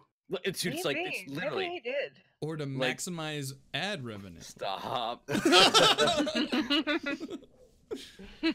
But so I want to dive more into it, but Hey, with it's limited okay. time. You can buy me more drinks at our events that I go to. It all goes towards funding stuff like the tale of Last Word and Thorn. So there you go. Oh god, Keep that it was amazing. That was great. That Keep was going, actually baby. really Mhm. good piece of You work. hear that, Nim? Yeah. You hear that, Nim? Yeah. What? You hear that, Jaren? I got shot by my own kid. It's part of Spoilers. history now, man. I love that there's a poetic justice in there, though, that I kill Holtzman in there. You do. Holtzman, I love you, buddy. You're great. I don't know. Yeah, I'm excited for story. Story stuff's gonna Yeah, be fun. me too. Looks good. Looks good. Yeah. And you know what? We started this section by talking about the Thorn quest. We didn't even really ask you guys how you think Thorn's going to come back. But it's not the only exotic quest we're getting. We're getting two. Yes. Mm-hmm. There's a Do you know second what the other exotic one is quest. or no? We have no idea. There It's is gonna no be the hint. Rose, right, Nem? Oh, We technically don't know, but in the picture that Bungie posted in the Season of the Drifter stuff, there is a weapon in there that, if you recall back to one of the original Forsaken teases, there was a little tab that mentions that somebody was working on a railgun, and Yeah. Oh there's yeah. there's a weapon in that's shown in that grid of armor that's coming with Season of the Drifter, that the barrel kind of resembles that of a railgun, where it has like that split opening in the middle. Oh yeah. And Ooh. it kind of looks like a linear fusion, but it's not really. So, Toasty. That- Interesting. Oh my god. Yeah, Yeah. that's what I so was. it looks like might be getting as a second exotic. Makes me feel warm. Ooh. It makes me Yeah. feel other things, but let's go. Let's continue. Yeah. So that's going to be coming sometime later in the Season of the Drifter. Do you guys? So we know it's a quest. Do you think Yeah. it might be tied to the Reckoning? Might mean- be. It's a possibility. I mean, Yeah. all things are possible, aren't they? Really? I Right. hope it's a But- quest that ends in us having to fight Fogoth.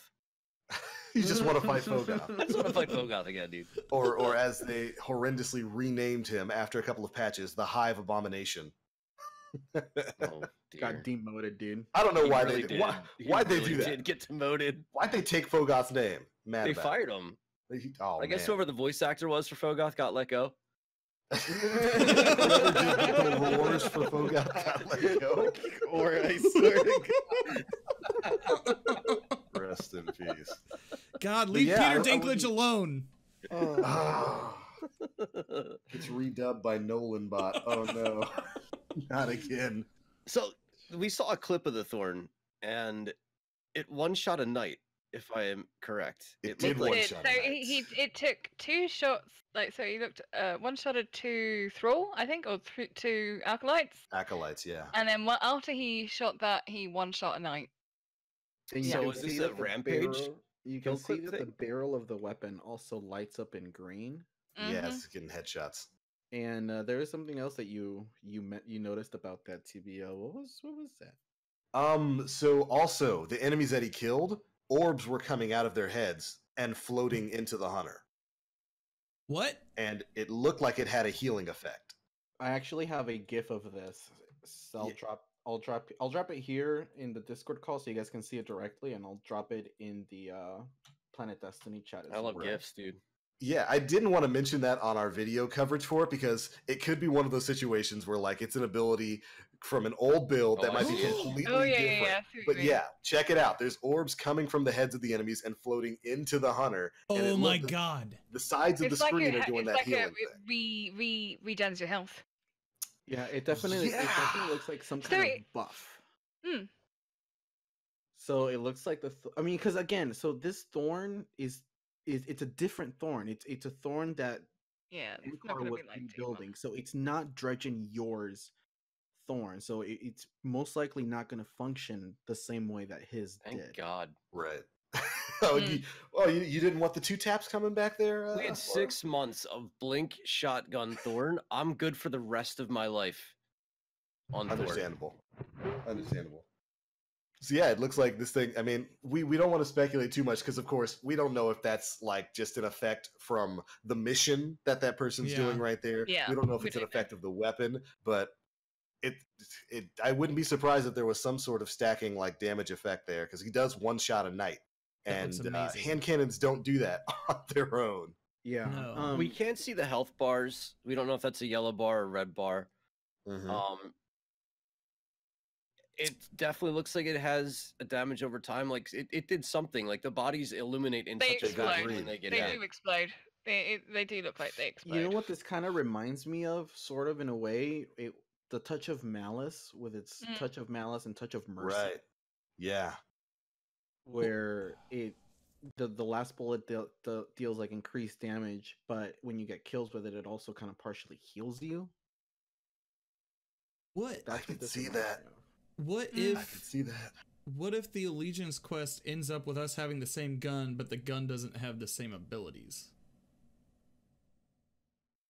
I mean, possibly, but they would have to Could be really interesting. separate that. They have to code 2 different Thorns, yeah. Or maybe just have it like I don't know. Or like Catalyst. I don't know. Still not Catalyst, gonna be you a can Catalyst Vanguard. the shit out of Oh, that. like a catalyst, yeah. Still Yeah. not being. I'm still not being a 'Cause- Vanguard. I Well. mean, No. the old Thorn drained Guardian's Light. Right. Right. Mhm. So what this seems to do, it's like if we're looking about it from an in-game lore perspective, it's draining their like life, and it seems like it's giving it to you. Yeah. But at the same time, it's like it's weird that they would do something like that when Crimson is also a thing. Right. yeah. But that's probably why they have like that. It looks like it has that stacking damage. So we're gonna have to I wait always and forget see about that gun. what. Same. Everybody does. Yeah, what the proper. Not effect is gonna everybody. be. You hear it every now and again in the. Seriously, Crimson. Okay. But usually it's like somebody that's like 30 and 320, Ooh. Yeah. you know, True. not slamming on those guys, just, you know, use what's available to you. Yeah. But yeah, I mean, we got a great look at it there. The model looks slightly upgraded from what we had back in Destiny 1. I'm psyched. I'm super happy that we're getting our hands on the quest for this on week 2, and I really hope they don't time gate us. Just give me a super hard quest that I can get done if I'm good. I'll take that. I'll take that over a time gate. Yeah. Really excited though. Really excited. All right. Was there anything else on that roadmap that we wanted to cover? Arc Week. What the Yeah, heck? what's Arc Week. that? What's that gonna be? I This don't is know, dude. on April 9th, I want to say. Yeah. We got yeah. Arc Week, which is going to be free to all players. No idea what it is. No idea, and it's like right before the Reverie. The Revelry, yeah, which is going to be the spring event, which we also don't really know what that's going to be about. Yeah. But that starts on April 16th and goes until May 6th. So content for Season of the Drifter is going to go up until about a month before Season of Opulence begins. But yeah, Arc Week, for simplicity's sake, I'd imagine it's just going to be a week where like maybe there's arc modifiers on stuff like the Reckoning, maybe Gambit Prime. Maybe that would be kind of fun, actually. Yeah, I maybe. mean, I know that from a PvE perspective, anybody who runs like strikes and stuff prefers everything to be on Arc Week. On Arc Week when you've got Yeah. Arc and Heavyweight, so you know that is always a plus. So you never know. You never know. It might be. You know, get those Titans with your bottom tree supers going. Mhm. So Mm-hmm. Yeah. infinite Titan shoulder charging. That's what I put my money on. Yeah. Did anybody else notice in the Vidoc the SRL shirt and Yeah, jacket? why would he wear that? Well, no, that's not the only SRL thing. There was another guy with a SRL jacket on. Didn't we see? Wasn't there a Sparrow something in there? I feel like there was a second of Sparrow something in it, but I might be getting confused with other stuff. But I don't feel like I know. did see something in it. But I can't take this teasing. I can't take the SRL teasing. There is this. Well, I don't know whether it's in the Vidoc, but if you go onto the this week of Bungie, the TWAB, down the bottom, there's like a little mini video that they've got, and they're showing a whole bunch of ships, and one of them is a is a Sparrow Yeah. stuff. So Right, it could the I be Emperor would stuff. be that. shocked, especially after they talked about how much time, resources, and energy they put into SRL and Destiny 1 and how SRL was small the return on expensive. investment was. Yeah. If they brought it, I would be blown away because next to nobody played it. Sad. It's only a Outside of few the though. charity events and a couple of private matches between friends, it really wasn't something that was match made very well. And I could have sworn that they had literally said that they spent too much money on it to even give Yeah, it a chance. I personally don't think we're gonna see SRL. Mm-hmm. I don't think I don't so. think we with do. with the lack of a publisher now. All right, guys, with- fine. Kill my dreams. It's fine. It's so fine. like you No, said, I want it too, man. That's why I'm mad about it. they did mention that SRL it took a lot of resources and there's just not enough to warrant a return. But What think, is this you know, emblem in the Revelry? What emblem? Like, well, there's a swatch, right? There's a thumbnail. Yeah, Like, what is it? not a clue. Nem, We'll find They- out. they- all the- you're the the lore only guy. What are information these we got was symbols? coming. The numbers, Mason. What do they mean? Yeah, it's we've got no idea. All we know is it's going to be the spring event. Did we have a spring event last year? We did not. Yeah, it was just Crimson. I Yeah, wanna Crimson say. Days. What if it was like an Easter egg thing where we had to go and get eggs out of lost sectors? I could see that because No. everything happens in lost sectors for every I don't event. want that. Destiny 3, the lost sector. No, please no. Take it I back. don't want this. I don't want Nobody that. wanted it. Add more ghosts before you do that, please. Yeah, More I'll hunt down ghosts. ghosts. Ghosts are literally Easter eggs in every like Don't look definition like of the Easter term. eggs. What kind of Easter eggs you been eating? Dude, I grew up on a farm. Ugh. Got all of them. No. Sectors. Well, all right. If unless there's something else you guys wanted to talk about in relation to the season of the Drifter, what do you say we move on to some questions? Sounds good to me. Sounds good. We have Right on, one Chad. so far from the good Sir Mills. Hey, Mills, have you Eh. has Bungie left trials for Gambit Prime? maybe, Like, possibly. it's a competitive mode that adds raid-like mechanics to Gambit. Is power level going to matter in Gambit Prime? I don't think That's they a very said. good question. I Yeah. hope that it does, personally. Ooh, really? I hope that it does. I mean, it is effective anyway in Gambit as it is if you're an invader anyway. So Yeah, the PvP Right. portion. yeah, the PvP part of it. But I feel that too much of D2, the light level doesn't actually matter, Right. and I feel it needs to. Because what's the point of it? Yeah. You know? Otherwise, it's just an arbitrary number. Yeah, it's literally it is, and all Mhm. you're doing is grinding to get to it for no real. So you know, I mean, it's like at least in Destiny 1, the way you increased your light level was by completing raids and doing that kind of stuff. Here now, you've got all sorts of things. You don't have to do that. Mhm. You know, there are certain things. Again, it's going back into doing the reckoning to get the loot that you want in relation to your armor. Now, I'm assuming they're going to come, you know, with random rolls, so you're going to be needing to roll that as often as you can. I don't know whether they're going to be static, you know, because I feel that that's going to be an awesome thing to do, which Yeah. is very akin to how we would have done raids and things in D1. So I like that kind of aspect of things.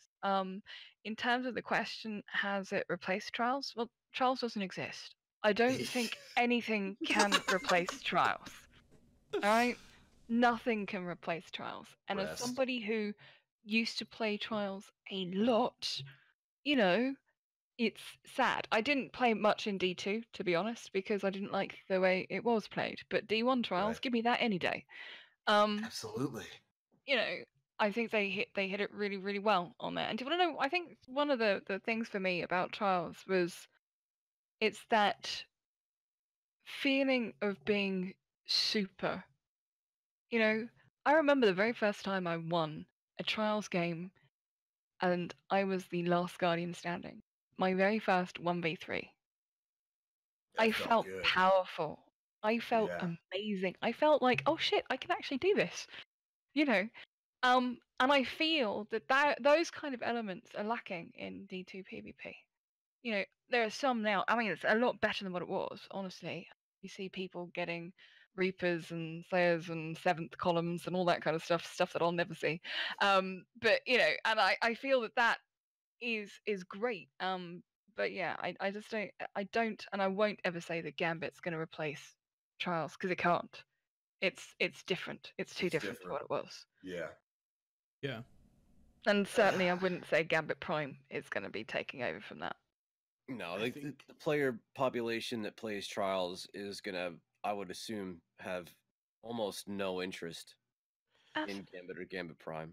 There are Probably some that minimal. have very interesting interests in it. Actually, Mhm. Little bit of overlap. Riot will be one of them. You watch Riot. He'll be one that definitely takes this one up. I've had conversations with him actually in relation to types of strats for melting bosses and stuff. That's kind of fun. But yeah, there are. Yeah, you'll see the usuals. I think Redeem. You'll see people from Be Bold. You'll see people from the Euros. Yeah, the kind of usual PvE clans as such. But you will see others as well. I feel, yeah, it'd be nice to see the PvP guys go in and do a bit of Gambit because I'm sure they do, but there's bits for everybody there, to be honest. Right, but so I It's think not something you would use as a replacement for Trials. Hell no. Yeah. no. I think one of the bigger questions is how big or small is PvP in Bungie's eyes nowadays? Yeah. There's a lot of Mm. people who are calling and yelling, of course, at Bungie for a PvP DLC content drop, and I'm like, Mhm. what would they do? Like honestly, like I don't understand what the PvP community is so angry about. Like, yeah, I get the Trials thing is has a lot of people perturbed, but like, The Trials thing, yeah, it's a big topic, but we've also haven't seen an additional, like, even Map. add-ons for maps. Maps. Yep. For map, the Which is yeah, surprising. valid Yeah. point Yeah. on maps. That's not a DLC content release centered around PvP Agreed. though. Like, you've got Agreed. Pinnacle weapons, which is more than we've ever had before. You've got Mhm. comp, which we never had before. So Mhm. like I am a full-time PvP player, and I mean, just tired of the bitching about it. Like, don't Like, play the even- game. The even- biggest message you can send a developer or a publisher that you're dissatisfied with the product is to not Is play. not play the game. Yeah. Yep. but I mean, even at that, like, whatever happened with Crucible Labs? I was about to say that was the DLC for PvP. The DLC Like- for PvP is Crucible Labs and new Pinnacle weapons. That's Crucible Labs DLC just for completely PvP. disappeared. Didn't Breakout happen? Isn't that why you don't have Crucible Labs anymore? I was gonna say, Yeah, wasn't that it like might be massively it. unsuccessful? Yeah, but That Crucible might be Labs it. was just a method of Bungie experimenting with new game modes. And letting us Right. beta test them for them. Yeah, and we haven't seen any of that in a long time. Like, Maybe even they're just not working on any new game modes. We never Yeah. saw a capture the flag, and that used to be one of the most popular game modes that I ever played in my entire life, going all the way back to what Area Halo was 51, known for. going Yeah. all the way Gib back to Rift. Area 51 on We even had that in PlayStation 2. Titanfall 2. There was a capture the flag thing. yeah. Gib Kind of a similar Rift. stuff. Yeah. Gib Rift. That's all I If want. Rift, I feel like Still no maybe they're small trying to arms? overcomplicate things in terms of game modes, but I'm with you guys, and I think a couple people from our community brought up, like, yeah, how about, like, we don't need an entire DLC, but like, yeah, maps would probably be pretty nice at this point. Yeah, maps would like at least make Crucible feel just a little bit more refreshing rather than the same few that we've been playing for like the Mhm. past year. yeah, some new PvP maps I think are certainly in order. I was really surprised when we didn't get one at all with Black Armory, and I think it's going to be the same with this. I don't think we're getting any new PvP Yeah, maps. are we? there's no maps in that calendar. And I remember last time Bring me they back kind some of- D1 maps. Yeah, I mean Yep. they reintroduced Bannerfall with Iron Banner, and we didn't see that this time around. I mean, I would take some D1 maps, instead of them having to create something new. But it's just Twilight strange. Gap. Nobody wants it. It's just strange to not see like any new additions in terms of maps in the Crucible. Right. We don't know if the entire PvP team was working on maybe perhaps trying to put a Trials of Osiris. Most likely, that's Yeah. probably why Together. we haven't heard from them. They're trying to figure out Yeah. what that goal is. Yeah, gonna say- I was having this discussion, I think possibly even with you or who it was with, but we were talking about it. It was like, well, how could you bring back trials, especially in this current climate in terms of the weapons that we have? Right. How would it work? The Jotun, and all of that kind of stuff. And it's just like it worked in D1, but I don't know whether trials as it was, as we once known and loved it, would work in D2 with the weapons that we have. Yeah, I mean it would be sillier for sure with with like Jotun and Luminark and Jotun Shedder is where a you can see through predictable, walls. counterable weapon, though. Like, I mean, it is 100%. It's not. I don't consider it an. It's not difficult, but exactly. But you know what I mean. It's like you look at those kind. Go, okay. I'm actually trying to kind of put myself in that perspective, and like we've got Last Word back. Snipers are more relevant than they've ever been. Mhm. Shotguns might have a tad too much range on them, especially when you They're combine it getting with nerfed. slide shot. They're which getting is a nerf. But like, Sad. is outside of like our weapon economy, like is it the weapons or is it the maps that we'd have to currently play on? Because I'm just having a hard time, and I'm not trying to be ignorant. No. I'm trying to put myself in the perspective of people who believe that the weapon system currently wouldn't work for trials, and I'm having a hard time coming up to that conclusion. More so, I feel like it's the laning of maps, the way that they were designed. I don't think we would get a whole new slew of maps. I think it would be the same kind of thing. If it was the original Yeah. one, we'd have the same map for the entire weekend. Mm. Yeah. I don't know. I mean, it's Court. yeah. I love that map. That was a Is good my one. favorite. Second. Yeah. Any of them. If it's possible they work on the same engine, what's holding you back? Really? Well, we know for a fact that just bringing armor alone takes like 2 to 3 weeks to do. Right. So I can't even imagine. Can't imagine what a how map would be then. retexturing an entire map and Probably wouldn't be worth the investment then, Maybe. because That you're might not. be why. How much money are they bringing in to compensate for it through Eververse and whatnot, and through Yeah. in-game purchase or game purchases themselves? I can't imagine that it's. damn. I don't know. Who knows? I know. All right. I have a question for you guys, real quick. Sure. How do you guys feel about the Crucible Pinnacle weapon being an SMG with a universal rampage? That's neat. It might actually get me to use an SMG in PvP. Yeah. I need to know what the changes they're making to SMGs Yeah. are, because right now there are other weapons that work better in They're their bad. range. Mhm. Yeah. I used to use the escalation protocol SMG in Crucible that every thing was now and again. Amazing. I love that I thing. got killed by it today. There you go. So I used mean, it for Crimson Doubles. It was amazing. mhm. Yeah. It's a good little gun, and it's still relevant. I actually really don't have any thought on it, to be honest. I think that's the general consensus. Yeah. And Yeah. to be fair, that's kind of sad. Yeah. I had the same thought about the mountaintop, but I still got it anyway. Mhm. Went and got it anyway, just because.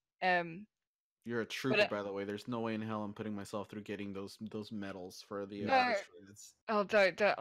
I've tried to get Not Forgotten, and I got to K, and I gave up because when you play the same team over and over again, and you over know and that over. it's literally the one team on different accounts, you kind of just go, yeah, no.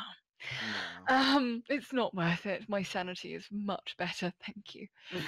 So it's one of those things. So I feel this is one of the things I've been talking about in terms of comp anyway, as a game mode.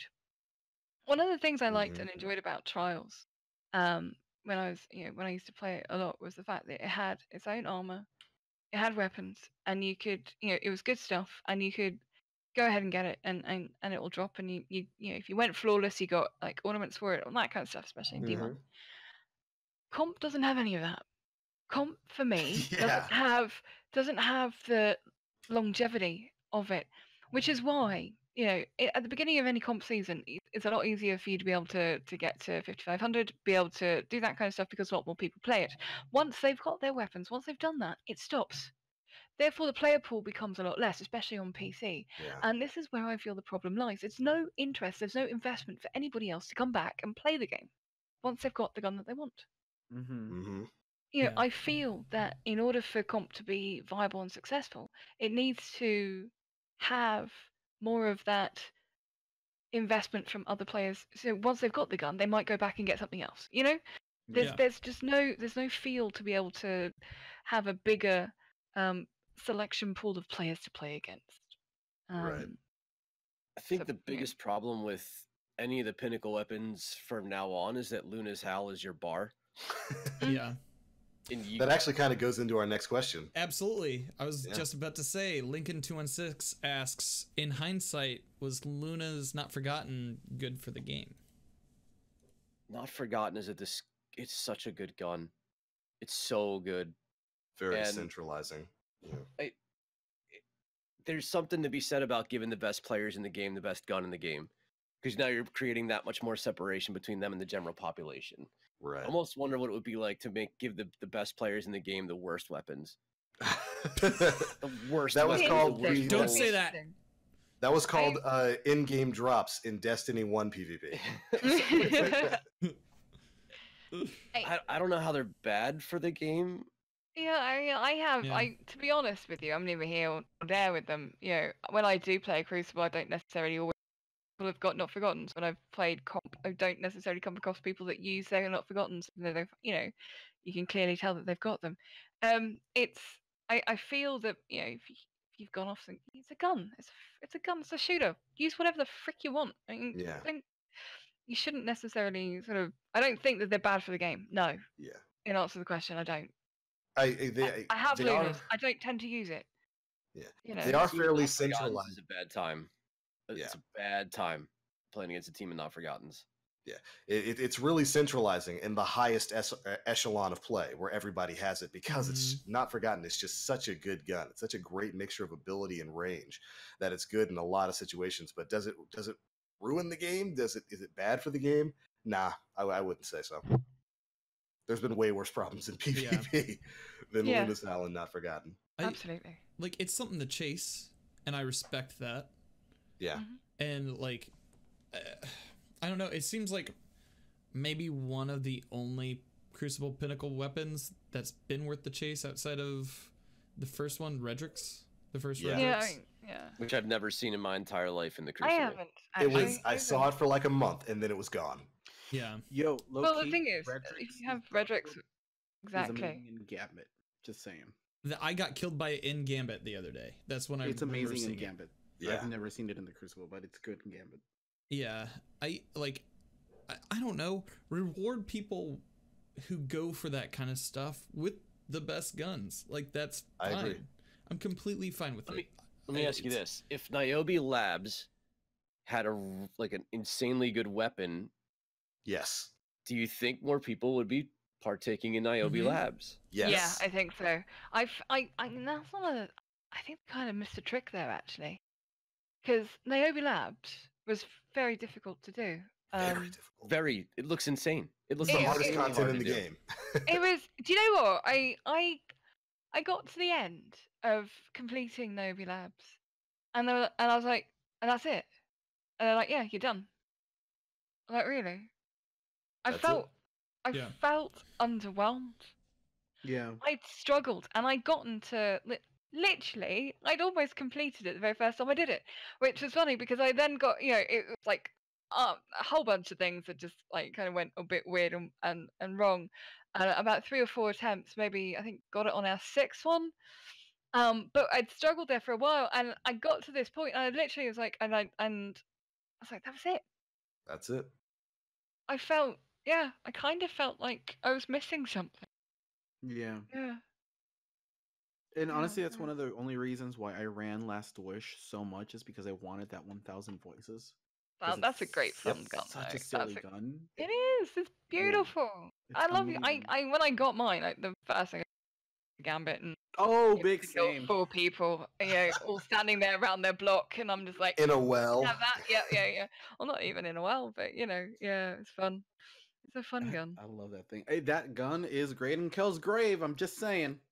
So then, I don't think the hindsight is that Luna's Howl or Not Forgotten was bad for the game. I think it's the fact that other possibly pursuitable items weren't living up to that same standard. Like, what could be the PvE version of a Not Forgotten? That gun is so insanely good, and it's honestly it's a good PvE weapon too. The thing decimates. Yeah. So, but the grind to loaded question was nowhere near as difficult as a grind to get up to a Not Forgotten. Mm-hmm. We're It was talking a about bad afternoon. Getting kills, right? Bad So like, afternoon, man. What would your chase even be for something for a true pinnacle PvE weapon? Like, what would your chase even have to be? Raids. So you said when you finished Niobe Labs it was underwhelming. When I like the achievement of beating the Shattered Throne solo is something I'll never forget. It's good. I'll never forget it. But it kind of at the end of it, after everything was said and done, the reward was your typical Shattered Throne drop. We got an emblem, which was kind of cool, and this triumph score that was worth 0. That was, I didn't realize at the time when I did. I'm sorry, I broke your bubble with that one. That's my bad. Yeah. It was Sorry worth 0. I was just like, I've spent hours trying to perfect this and hours trying to do this. I'd do it again in a heartbeat. Don't get me wrong, because I'm going to as well. I've still got 2 more characters to finish it on. I can do it on my characters, and I want to do it flawlessly as well. So that's because I love that anyway. The whole Shattered Throne experience for me, I think, is one of the best things that Destiny and the developers have ever done. So hats off to them for that. But yeah, it was. I feel that there are certain things that you do in this game that give you amazing, wonderful weapons, like the Whisper. Doing that, I remember that was probably one of the first things I actually soloed. Doing that heroic mission solo was fun. But there's just like, and at the end of that, you got a gun, obviously, and that kind of stuff. But when you do Shattered Throne, you just get nothing. No. Yeah. And I feel that is an amazing and a massive achievement, and it's one that is doable by anyone in the community. It doesn't matter what your level of gameplay is. Doesn't matter what no, it doesn't at all.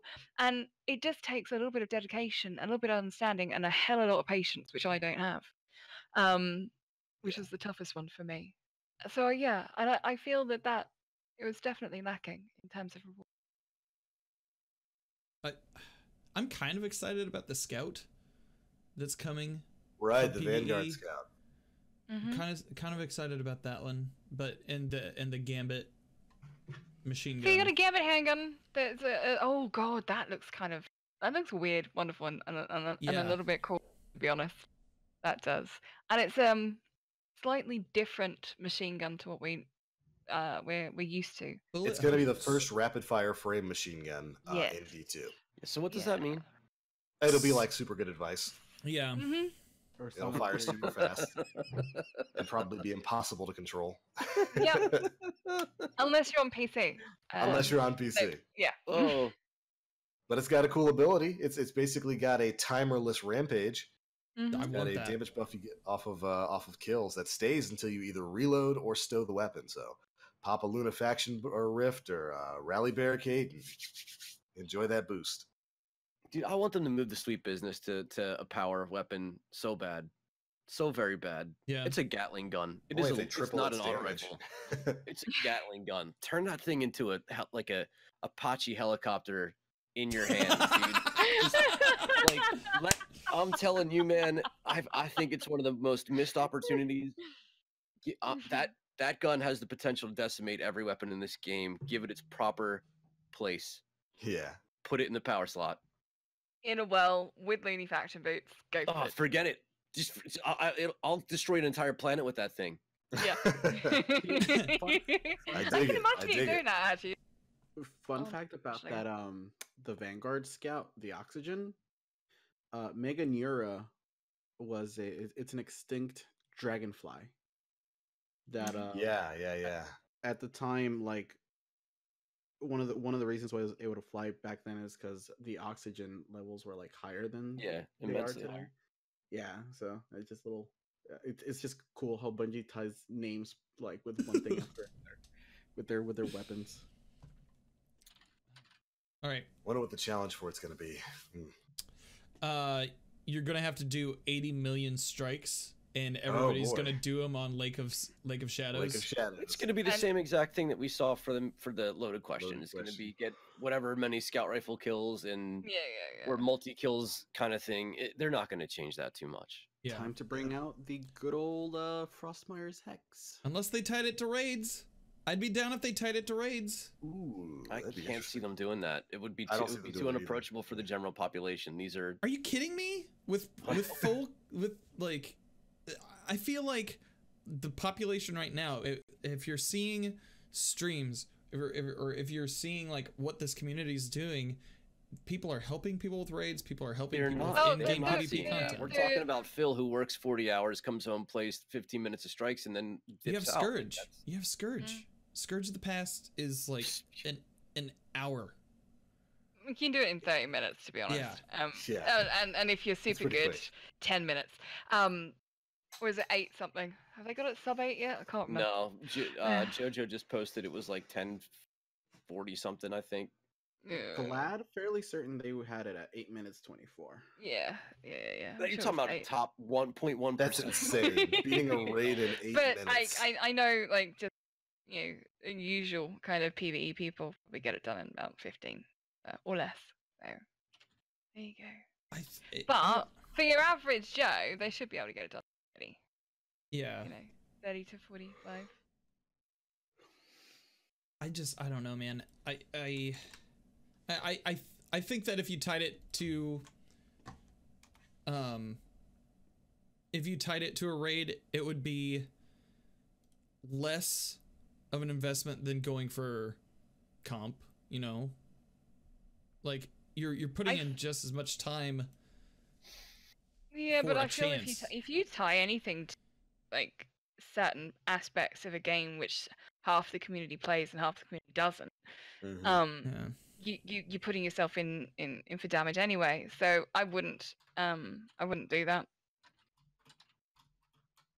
I don't think that would be a fair way to do it, because then you'd end up with having like a very similar thing to the last word, where you've got people like moaning about It's doing too PvP. hard. I'm like, I know. Oh God, trust me. I was just shaking my head. I was just like, seriously, people, really? But then you go. I feel it's difficult enough to be able to satisfy everybody, Yeah. and the entire player base. And I certainly, if you chucked something in on top of a raid, that would not work. Definitely not. Hence why we've got Gambit, I think, because it's kind of a mishmash bit of of both both. worlds. Gotcha. Let's see here. Quasi, we have 2 more questions, then we're gonna call it a show. Quasi Kyle asks, why do you think Drifter is working with the 9? Nem, take it Nem. away. Oh. I think honestly for this probably the same reason that Mara is working with the 9. Whatever she's up to. Yeah, Drifter seems to be very knowledgeable with Taken and Taken powers and Hive artifacts, and one of the bigger threats right now that we face is Sabathun and whatever. I can't wait to fight her. Whatever the ships are going to be. So the 9 are probably trying to get everybody who knows or how to deal with that stuff and use them to fight the looming darkness that's coming. That's my guess in a nutshell. Is Gambit inadvertently training us for what we might face when we have to fight Sabathun? Very Doesn't well may surprise me. possibly be. Possibly.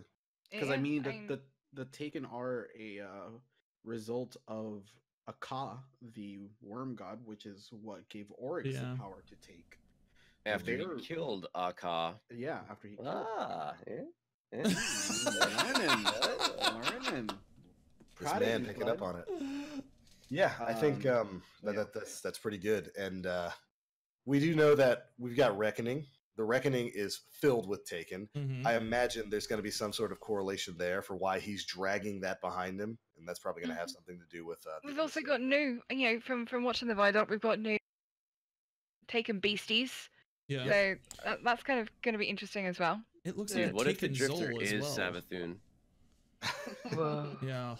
Whoa.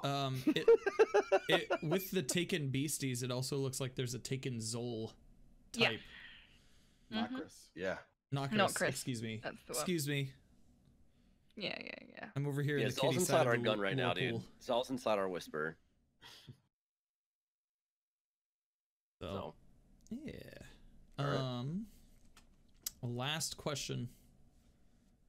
Ball Unix asks, will we ever see a reintroduction of solo queue in Crucible, I'm assuming? Kind of like what we saw in D1. I don't think so.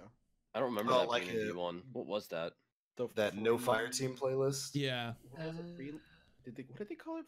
It wasn't freelancer. It was something free. Mercenary That sounds freelancer. relatively familiar to me. Well, because Something Anthem. like Yeah, we've all been playing Anthem. Sorry, everybody. Oh, yeah. Let's see. There was the Inferno playlist. That was the one with no radar, right? Mm-hmm. Yeah. Yeah, I think there was some sort of playlist where you couldn't go in as a fire team or something like that. I'm trying to look it up right now because Freelancer in year 3, said Lincoln. Freelancer. Okay. It was freelancer, right? It was freelancer. I thought it sounded familiar. Y'all were like, "This because you're playing Anthem," or like, I'm not wrong. Well, I mean, we have been also. playing too much Anthem. I can be I haven't wrong been and playing too right, much and this Anthem. is That's a right down the middle. completely separate topic for a completely separate day. Hey, remember No. that time Bungie It's kicked fun. somebody out for doing the loot cave? That's a completely separate Yeah, topic. yeah. You remember Completely last time you separate got day. remember when you got banned for farming prime engrams? I 'Cause guess that's that's not a completely different topic for a completely different day. That's what we should do in our well-optimized game for players actually playing the game, the way it is. Oof. Justice for Glad. Hashtag justice for Glad. Hashtag Justice for Glad. Unban that man. Oof. Every dollar goes towards his defense fund. The Justice man for does not Glad need a defense lawyer. fund. No, I mean, yeah, I could see that. Maybe they have a bunch of a playlist now, but Would I they don't be know. splitting the population though? yes. To a population that currently That's already kind of struggles. already- I Yeah, played it people does. from Bulgaria all morning this morning. Yeah. So we need people as concentrated as possible. I'm telling you, clans were in completely different languages. So the concentration currently, as it stands, can't be separated anymore. It's unfortunate. The thing about it, and if you're out there listening, there are so many resources for you to meet people to play this game with. They are everywhere. If you inspect a random clan in a fire team, you'll probably find a Discord server just to jump Yep. in and say, "Hey, I'm gonna go do whatever. I could use some help." And there's probably going to be somebody who's going to be able to respond and say, "I need to work on the same thing too." There's so many resources out there for people to be social and to play this game with that we're starting to run out of time, out of excuses for people at this point. Like Yep. it's 2019, so please find a way to get more social if that's what you're after. Get friends. If is that's what what he's you're after. saying. Some people just want to brainlessly I'm go friendly. through forges. Dan's very friendly. Yeah, I could see the appeal of wanting to have a separate playlist where you're like, you're not going to get pub stomped by a group of 6, but it kills the player population too much. Right now, I think Ora's right. You can't justify that splitting off the playlist even more than it already is. So it's You unfortunately certainly not couldn't very do that likely. on. You certainly couldn't do PC. that on PC anyway. Yeah. Oh I- boy. It's maybe a different kettle of fish on console. But I don't know what the play base is for that these days. Yeah, and trying to implement that in any other playlist creates problems. Like they can't force that on quick play. People want to play with their friends, and it'd be a nightmare to do in comp because comp is all about playing with your squad. So Yeah. probably not. Sad. Yeah. Yep. Well, I Well, think on that that's all. somber note, Yeah. that's Now the that- end of episode 191, everybody. On that sad note, with the wonderfully uplifting message, straight from Aura, by the way, we're putting this all on him. Get friends. The YouTube comments are going to be so bad this time. Get friends. Actually, to be honest, if I may, as most of this podcast has been about Gambit, there is one thing that I would like to say to all people who are out there listening, all of you who play Gambit, bank your fucking moats. Bank your moats. Seriously, holy. Doesn't matter if it's 5. You don't always need to go for 15. Put it in the bank. If you have not got 25 banked first, if you are running around and there are white bars past the 25 mark and you haven't bank your goddamn moats. Thank you. Bank your moats. That's okay. That's the lesson we'll take away. That's the lesson we'll take away at the end of the show. Not get friends. Bank your moats. I think that's more important and more relevant anyway. Bank your friends. Bank your friends. Bank your moats. friends. There we have a compromise, which we're kind of going to be able to do because now you can drain moats. Not to take it back there, but invaders can drain moats in Gambit now. So we will be banking friends. To that, actually, it's gonna be fun. Oh, bank your friends. Trolly. That's going to be horrifyingly trolly, and I can already see all the legends just. You have no idea how wide my grin is.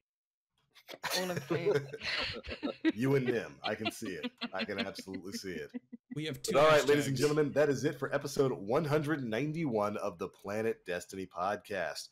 Went over a lot of the stuff from the season of the Drifter, nowhere near all the stuff that we learned. Tune in next week. We'll be covering the rest of the stuff we learned in the TWAB and some of the articles that have come out, and of course, giving our live feedback on the season of the Drifter, as of course it will be out then. Very much thank you to our guest, PolarBear, for joining us tonight. Been my pleasure. Sorry for keeping you up so late. We apologize. No, you're fine. I'm not sorry. Well, Aura's not sorry. I'm sorry. This is worth it.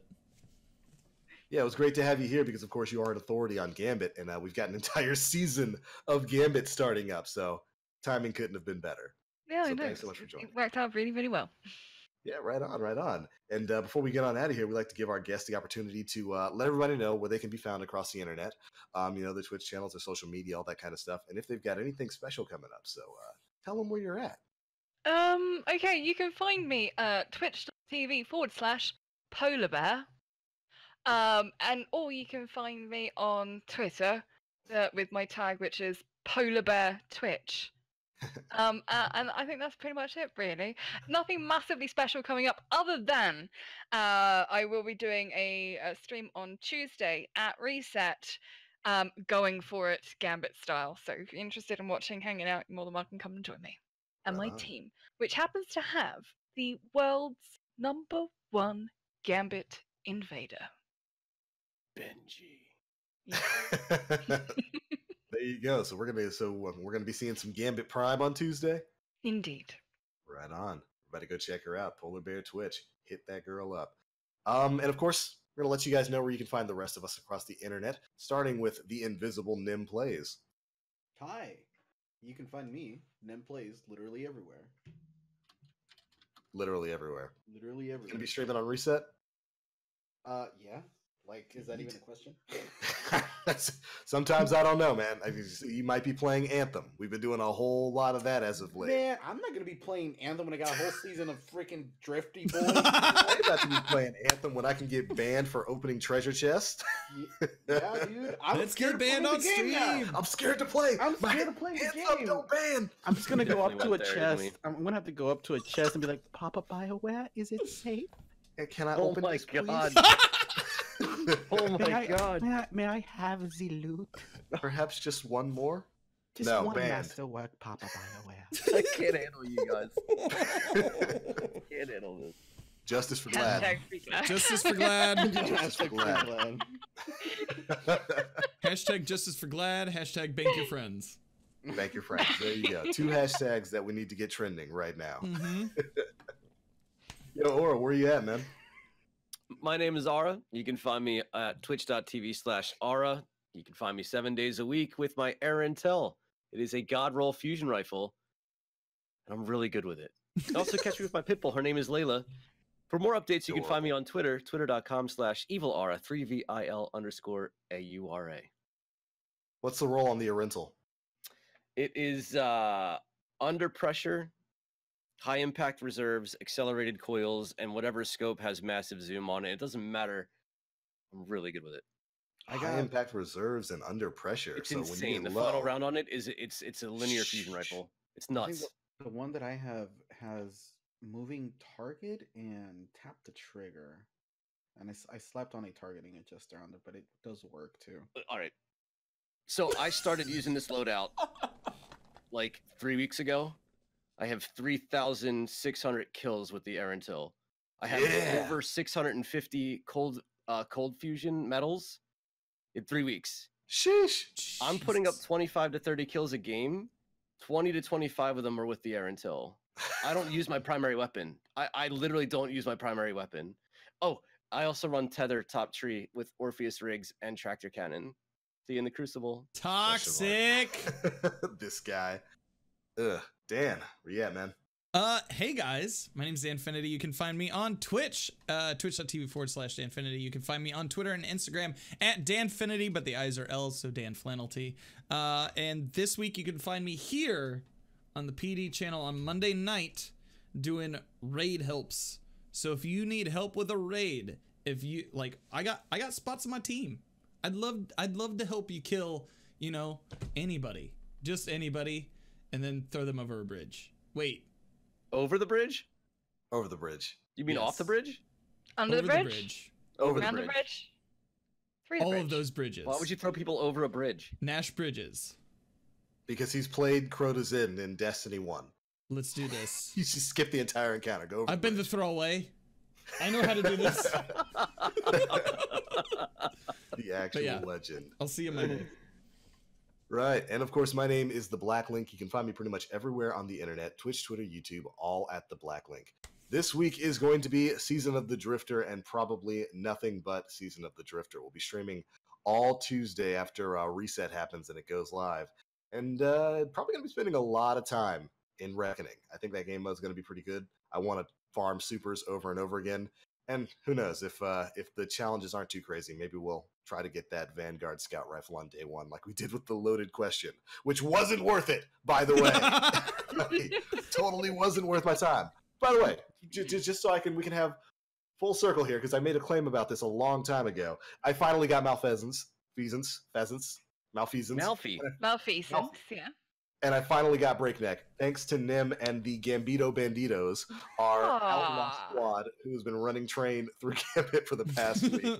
Well I finally done. got that stuff done this week. I finally played enough Gambit. I told you I'd do it before Season of the Drifter. There we go. Well done. Right Well on done. time. Right, literally right on time. I ran into that classroom, I threw that exam down, and I was like, I got it. I did it, Teach. I did it. And it wasn't worth it. Well, maybe for Breakneck. It was worth it for Breakneck. But all right, everybody, that is it for episode 191 of the Planet Destiny podcast. Thank you guys so much for tuning in. And I cannot wait to see you all next week when we can talk more about the Season of the Drifter. Bye, everybody. We'll catch you next week.